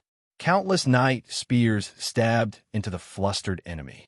The flustered main city orders of chivalry not only trampled on their own people, but also failed to exert the strength of the charge. The chi that converged into one had long disintegrated in the chaos, and they fell into a situation of fighting separately. Therefore, their knight spears could not even pierce a Black Orders of Chivalry knight. The situation was one-sided. List's heroic spirit grew, and he once again looked for a third Earth Knight to assassinate. With Dosun's assistance, the Rockthorns constantly destroyed the enemy's formation, and there was no decent resistance at all. Moreover, he was an elite Earth Knight who took potions. His chi was surging, and the fire surge was frequently erupting. In a short period of time, 1/3 of the 100 Orders of Chivalry had fallen. At this time, the archers besieging the nameless castle also rushed over and shot arrows at the charging knight. The accurate arrows continued to harvest heads. Dosun, archer, charging knight.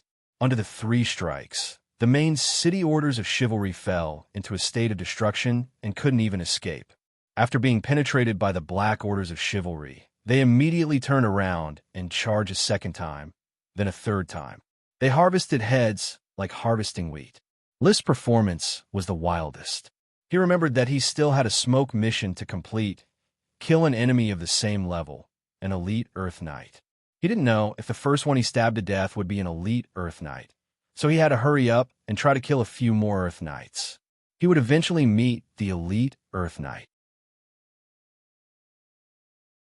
After the Knight's spear broke, after killing 2 people in a row, he immediately switched to the red blood sword and killed another person. After 3 rounds of charging, there were no more enemies around him. Unwilling to give up, he took out the bow and arrows on his back and harvested the Earth Knight who had fallen to the ground. He really did manage to pick up a few heads. At this moment, there wasn't a single main city knight left standing on the battlefield.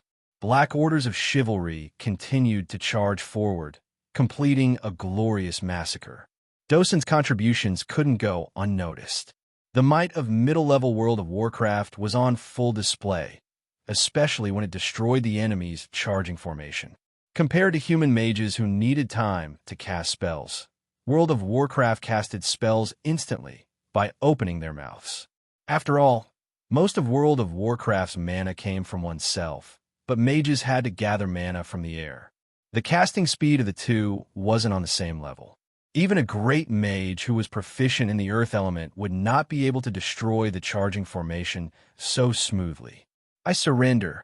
An Earth Knight who was lying on the ground, covered in blood, cried out in pain, because he found that List had already aimed his bow and arrow at him. Under normal circumstances, a knight could choose to surrender and then let the family or the lord redeem him with money.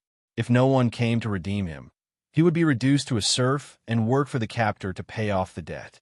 Nobles followed this rule and rarely killed captives because it cost a lot of money to redeem a captive, which was more cost-effective than killing. However, the bow and arrow in List's hand still pierced the knight's throat under the helmet. Because the Grand Duke was very angry, he directly ordered that no captives were needed. Traitors could not be forgiven. The most important thing was that these knights were not expeditionary knights. After being captured, their land and wealth will be taken away by the Grand Duke.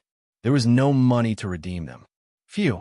After confirming that there were no knight alive, List put down the bow and arrow in his hand and glanced coldly at the blood-stained battlefield. More than 100 Earth Knights were all lying in pools of blood. The sorrowful cries of the war horses and the smell of blood in the air intertwined, rendering the cruelty of war.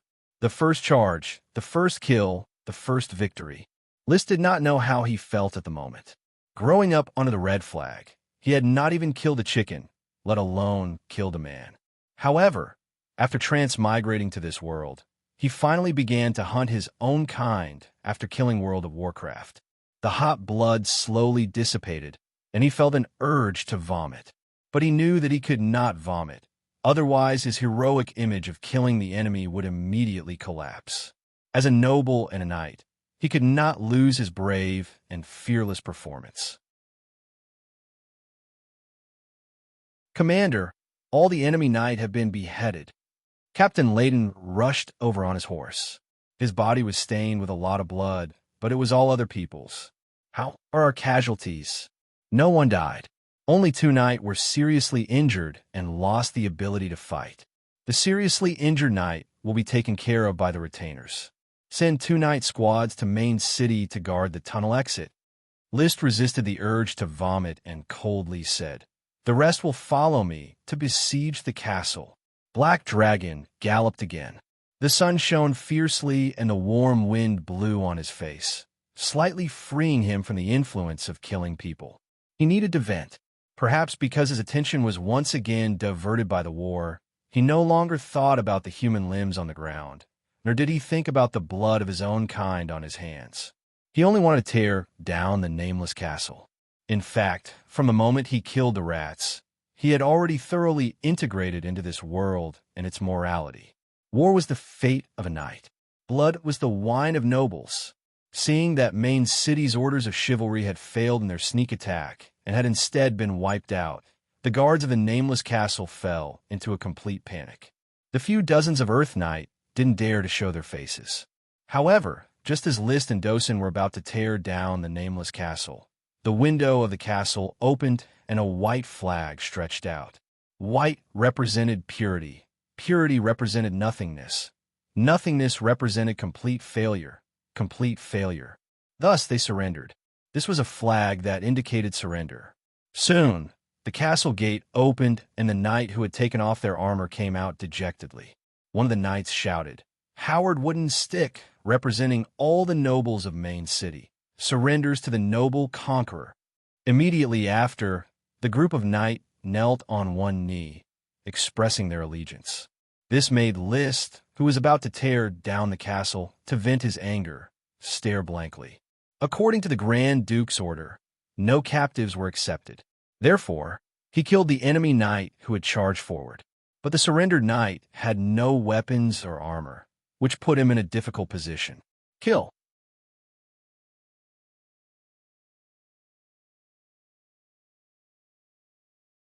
Chapter 374. Seemingly noticing List's hesitation, Captain Lydon approached and reminded him in a low voice, "Sir Captain, the Grand Duke's order is not to accept prisoners."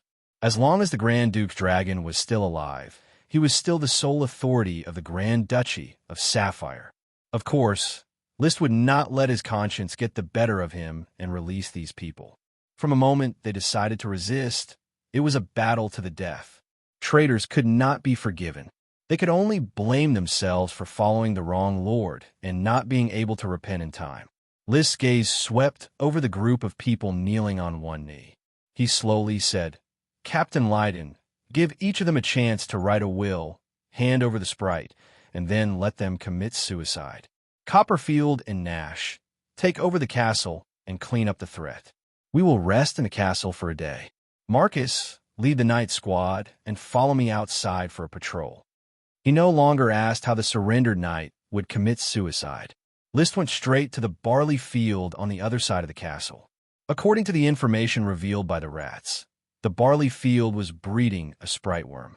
He was going to secretly contract the sprite worm as his personal trophy. No one else knew about the sprite worm. Therefore, swallowing it would not be a problem. The barley field was very easy to find. After releasing magic eyes to survey the area, he quickly found a protected barley worm stalk. The barley worm had yet to be born, but it should be soon. It might be born in 1 or 2 days. Finding the sprite worm, yet being unable to immediately take it away, made List a bit vexed. He was still anxious to rush to Oxhair City to join the Count and sweep away Count Snade's orders of chivalry and plunder military exploits. He had no time to stay here. However, since he did not intend to leave today, then he could still wait. He thought, if the barley worm is born before tomorrow morning, I will immediately contract it. If it is not born before tomorrow morning, then I will have Marcus temporarily stay here to take care of the wounded. After the barley worm is born, I will dig out the worm stalk and bring it with me. Digging out the worm stalk was very troublesome and might even harm the worm stalk itself. The best way was to bestow a contract with a subordinate and then let the sprite worm migrate the worm stalk. The sprite worm could be bestowed as a reward to a follower, but usually no lord was willing to do so. This was because sprite worms could only contract twice. Since the lord had already contracted once, the sprite worm could only contract once more after dissolving the contract. Otherwise, its value would be greatly reduced. The sprite worms sold on the market were wild sprite worms that had not been contracted. The barley sprite worm before him clearly met the conditions for a reward. However, List was not willing to give it to his subordinates. He would rather give his subordinates a large sum of gold coins to buy sprite worms than to give away the sprite worms he encountered. "Philip, take 2 squires with you and wait here. Pay close attention to the birth of the barley worm." "Yes, my lord." After inspecting the barley worm stalk, List quickly led the knight's squad back to the castle. At that moment, the castle had been changed to a black tulip flag. Captain Lydon came over to greet him. "Sir Commander, all of the main city might have committed suicide. A group of civilians from Main City hurried over and buried the corpses. The inventory of the castle's storehouse has already begun. There is enough food and water, but there are no sprite worms. There aren't any? Yes. These knights receive news and have long since transferred their sprite worms to their wives and children. As for their wives and children, we did not inquire about them. After all, sprite worms cannot be contracted a third time. List nodded. These Night Squad had clearly been prepared. It was unknown how many benefits Marquis Bull had promised them to dare to defend Iron Hoof Island at the risk of opposing Sapphire Grand Duke. Under normal circumstances, apart from Marquis Bull's diehard followers, the other aristocrats should have long since surrendered and welcomed the Imperial Army. After all, the Grand Duke had a dragon. Perhaps the news brought by the rat was true. Great lords like Snade, whose children were by Marquis Bull's side, and their wealth had probably been transferred to Iron Hoof City, could only choose to be loyal and not dare to betray Marquis Bull. After betraying Marquis Bull, they would lose everything. They could only hope that after the success, they would continue to gain glory. List did not know what these Night Squad were thinking, nor did he want to know. He had come here to render meritorious service. With a lord like Snade vowing to resist to the death, it would be convenient for him to fight for glory. He had already arranged for 2 Earth Knights to rush to Oxhair City at top speed to report to Count Lee William the information he had obtained. A wizard had secretly communicated with Snade, mentioning a major event and threatening to promote Snade to the rank of Marquis after the success. As for what this major event was, it was still unclear. It was better to let the Count worry about it. As he followed Captain Leiden into the nameless castle, a stench of excrement and urine assailed his nostrils, making him want to vomit. There were probably too many people living here, resulting in the stench inside the castle. It was like a castle-style toilet. Get someone to clean up the 3rd floor. I live in immediately. The 3rd floor was continuously washed clean of the filth in the corridors and rooms. Although there was still a faint stench that could not be dispelled, it was still barely habitable. Liz sat behind a desk that originally belonged to an aristocrat. He listened to Captain Leiden and the others' report on the spoils of war. As a small city, the spoils of war in Oxhair City were not very abundant, especially when the elves had long been moved away. Finally, he thought for a moment and gave an order: divide the gold coins evenly. Remember, tell all the knights to keep their mouths shut and keep their share of the gold coins. This was dividing the spoils of war privately, which was against the Grand Duke's order. However, Count Lee William had said before that the looting of the spoils of war should be restrained, but he did not strictly forbid it. This kind of thing could not be prohibited. In a war with no profits, why should the knight contribute? After all, the lord and knight provided the equipment and logistics themselves, including their own lives. No one would believe that they could get their share after handing the spoils of war to the Grand Duke. The Grand Duke would definitely favor the Blue Blood Alliance. Captain Leiden replied with a smile. Commander, all the knight knows that they should keep their mouths shut after getting the benefits. List nodded. Replenish the lost weapons from Oxhair City, and replenish the consumed food from here as well. Right, call Marcus for me. Marcus quickly arrived. List motioned for him to close the door first, and then said, Teacher Marcus, I have a task for you. Go to Oxhair City and search for craftsmen. Forget about ordinary craftsmen, but they must be craftsmen or above, especially craftsmen such as papersmiths and salt makers that the Flower Town does not have. Marcus asked, Sir, can we take these craftsmen with us? Tell them that after the fall of Iron Hoof Island, everyone will bear the wrath of the Grand Duke because they are all sinful traitors. The Flower Town can provide them with better shelter. As for taking them away, the sea is so vast that they can always be sent to the ship. It was very difficult to take away a large number of supplies from the island without passing through the port. However, it was not very difficult to take away a few craftsmen and their families.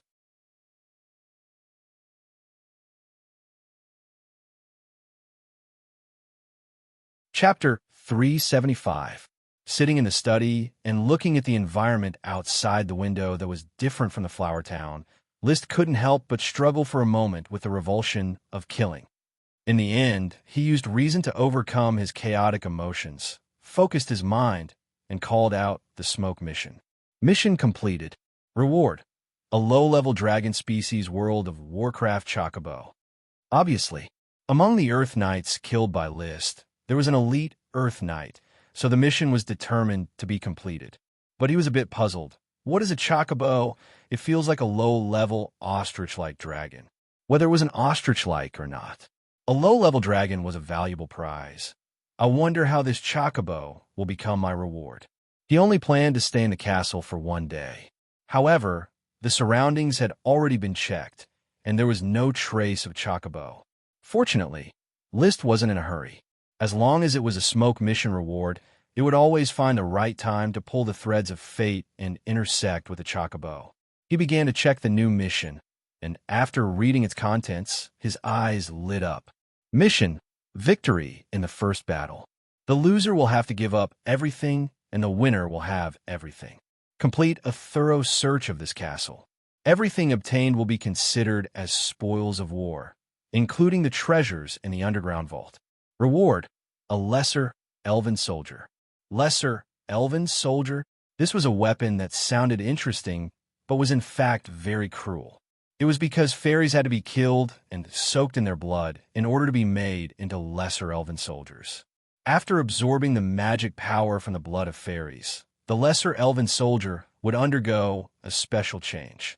According to value, a lesser elven soldier could be sold for a dragon coin, which was tens of thousands of gold coins. But to make a beautiful thing like fairies into a weapon was very cruel. Liszt would never do such a thing, but he wouldn't give up on the lesser elven soldiers that he had already made. Not all of the spoils of war in the castle will be mine.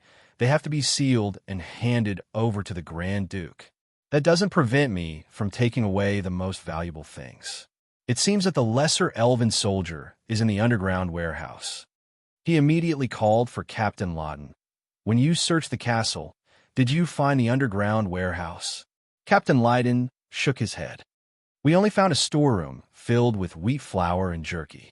We didn't find any underground storerooms. I suspect that there is an underground vault in this castle. Send someone to search carefully and inform me as soon as you find it. With his subordinates instructing him, Liszt didn't need to search by himself. Very soon, Captain Lawton excitedly reported, "Captain, your guess is very accurate. You really found the underground warehouse." The underground warehouse was next to the entrance of the underground tunnel. It was disguised as a wooden wall, but after removing the wooden wall, there was a sturdy stone door inside. There was a special lock on the stone door, and the knight was looking for the key. "Sir, the key has not been found yet. Don't bother looking, just smash it open." Liszt suspected that this group of knight had no brains. They were all Earth Knight with a body full of Do Chi. It was not their own castle, so they could just demolish it with brute force. After receiving Liszt's reminder, the two Earth Knights immediately found a few broken knight spears, poured their fighting energy into them, and started to dismantle the stone door. No matter how sturdy the stone door was, after being destroyed by the Earth Knights, it would still collapse. Very soon, a pitch-black tunnel was revealed, leading deep underground. Liszt asked someone to bring a torch and shone it into the tunnel. It was surrounded by rough stone walls. There was no sign of any mechanism, and with the rough workmanship of this castle, it did not seem like there would be any mechanism. An Earth Knight was sent to take the lead, and Liszt followed closely behind.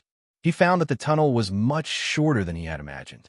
After turning a corner, he directly reached the underground warehouse. The area was not very big, and it was only a very small warehouse. There were a few rows of holes on the walls of the warehouse, and there were 8 wooden boxes. "Open one of the boxes and take a look," Liszt ordered. The Earth Knight immediately pulled out the wooden box and used the knight's spear to smash the lock on it. He opened the lid, and immediately silver coins were reflected under the light of the torch. It was a box that stored silver coins. Looking at the number, there were at least a few thousand silver coins.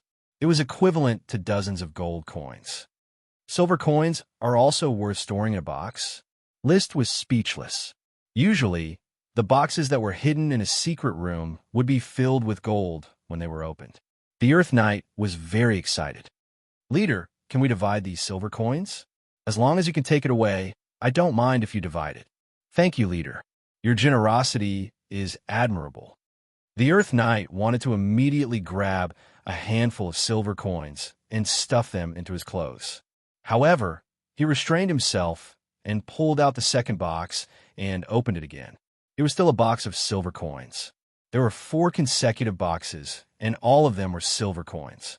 He did not know what was wrong with the owner of the castle. If it was gold coins, it might not even be enough to fill half of the box. Instead, he used silver coins to fill 4 boxes. If it was gold coins, each knight could easily take away a few. But now it was silver coins. Everyone had to fill their pockets before they could take it away. There were 4 boxes left on the wall. They were no longer filled with silver coins, gold coins, or copper coins. Instead, they were filled with armor. Leader, this set of armor is very light.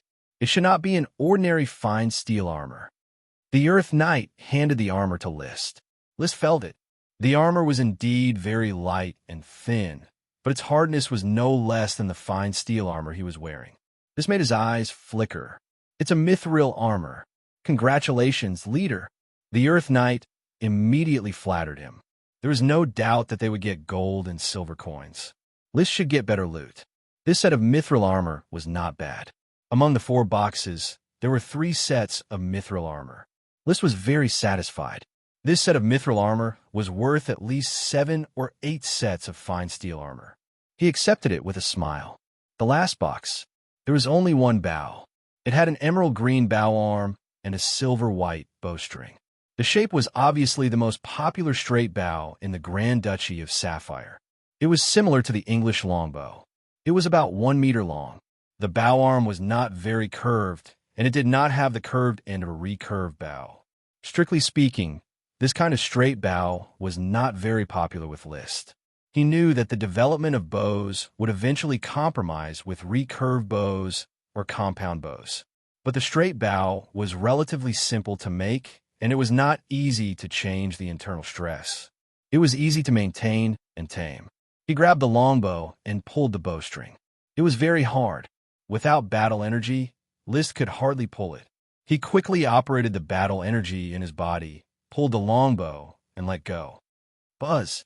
When the bowstring and the bow arm were restored, the feeling of power could be felt through the vibration of the air. A very strong bow. After trying it, he only felt that his original hardwood bow should be thrown away.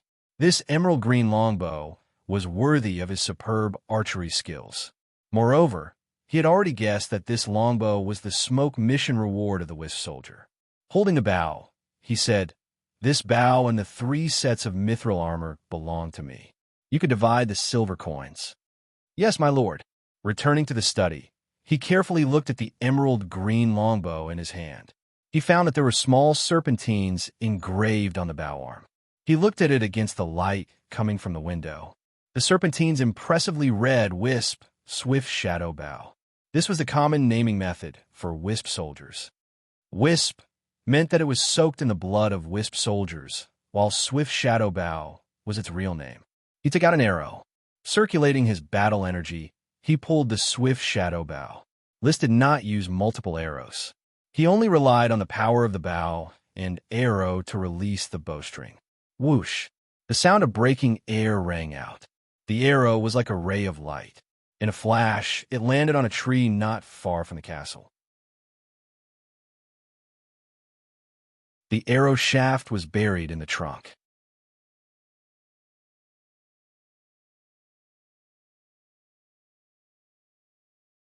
Chapter 376. List decided to replace the Swift Shadow Bow with his own hardwood riding bow. However, he still had to carry the riding bow for the time being. After all, he needed time to familiarize himself with the Swift Shadow Bow. The change in the nature of this little elf could be summed up in one word: fast. The arrow speed was fast. Therefore, he had to practice many times before he could master the double arrow through the swift shadow bow. He started trying on the 3 sets of mithril armor. He picked out a set of more fitting mithril armor and replaced it with his fine steel armor. As for the other 2 sets, he gave the slightly larger one to Marcus. As his night class teacher, List was naturally biased towards him. After receiving the mithril armor, Marcus was extremely excited. He fiercely praised List a few times, and then said something about pledging his loyalty to List. The other Knight members were full of envy and jealousy towards Marcus, but they didn't make any sarcastic remarks. This was because, according to the system of the continent's countries, Marcus was basically equivalent to List's chief knight. It was a matter of course that the chief knight would receive a better reward. As for the smaller set, List directly rewarded it to Paris. Wear this set of mithril armor, and you'll be able to block most attacks. Your safety will also be further guaranteed. Moreover, the mithril armor is very light and won't affect your movements too much. Thank you, Sir Baron. Paris received the armor with a smile. She quickly returned to her room and put on the mithril armor. The armor covered her figure, but it added a bit of valiance. How do you feel? List asked. It fits. It's just that the chest area is a bit tight. It's not very comfortable to breathe. Paris frowned as she adjusted the armor on her chest. List naturally understood the reason. This is a male armor. Put on for now. After returning to the flower town, have the tailor and blacksmith modify the armor and loosen the sutures on the chest area. It should no longer restrict you. Big breasts were also a troublesome thing. Paris seemed to notice that the topic was a little unnatural, so she changed the subject. I still don't like wearing armor. Leather suits my fighting style better. List said calmly. Then when we get back, give me the mithril armor. I'll use it to arm my night squad. I'll have someone make you a set of leather armor with the skin of the 6-headed sea serpent king. Lord Baron, isn't this too expensive? Paris asked. Equipment is for people to use. If they can protect you, it means that their existence is valuable.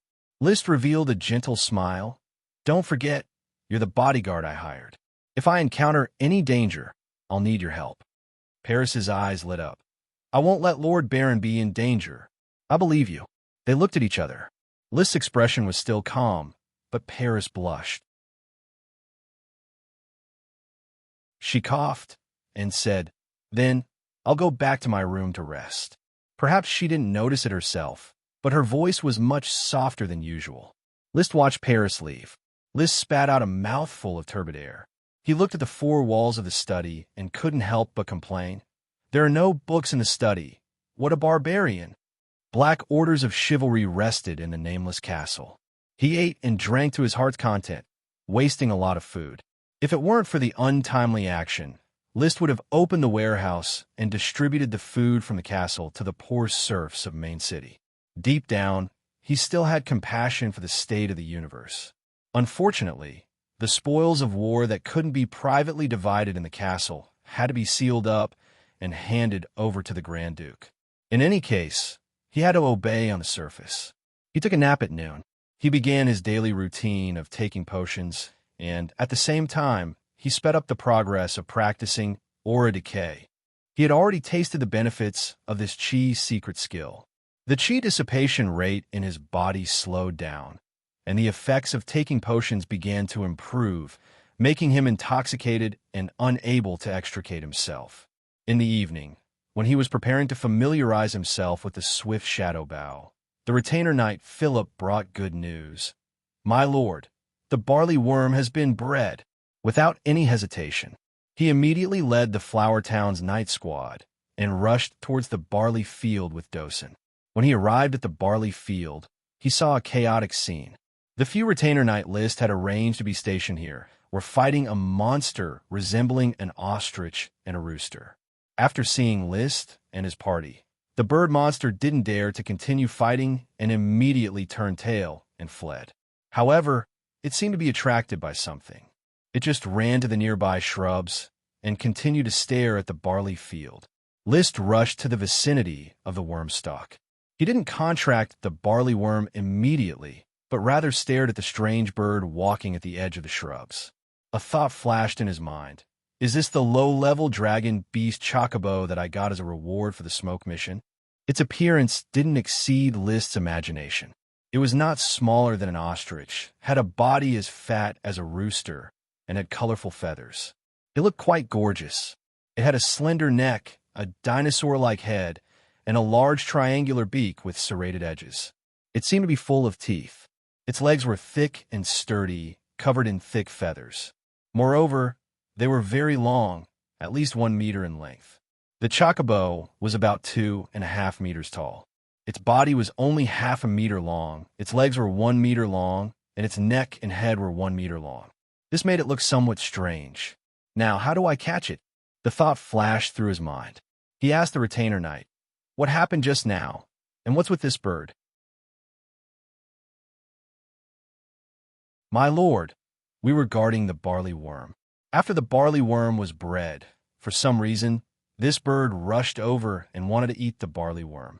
Its beak is very sharp, and its movements are very fast. We were almost not its match." Xavier replied somewhat embarrassedly. It was indeed a bit shameful for several people to be unable to defeat a bird. Because the chocobo hadn't released any magic, they didn't treat it as a World of Warcraft. Otherwise, they would have already disappeared. A trainee knight couldn't deal with a World of Warcraft. But after hearing Xavier's reply, List was still confused. You can defeat it? The chocobo was a low-level dragon. Based on its strength, even if it couldn't defeat an intermediate World of Warcraft, it wouldn't be too far off. Xavier scratched his head. "My lord, this bird is very powerful. It looks like a giant rooster, but apart from using its beak to peck at people, it doesn't have any attack power." A low-level dragon that only knew how to peck at people. He couldn't understand. Liz saw that the chocobo didn't run away, so he calmed down Dosen, who was about to catch the bird, and formed a contract with the barley worm. Jade powder and a jade box were necessary items for him to go out. He sprinkled some jade powder and stretched out his finger. Soon, the barley worm bit down on his finger. The contract was successful. "Little guy, come, I'll take your worm stalk." The barley worm obediently opened its mouth, and the worm stalk immediately shrunk to the size of a grain. It flew out of the soil and into the worm's mouth, disappearing without a trace. Putting the tired barley worm into a jade box, he gave it to the retainer knight. Then, Liz turned his attention to the still wandering chocobo.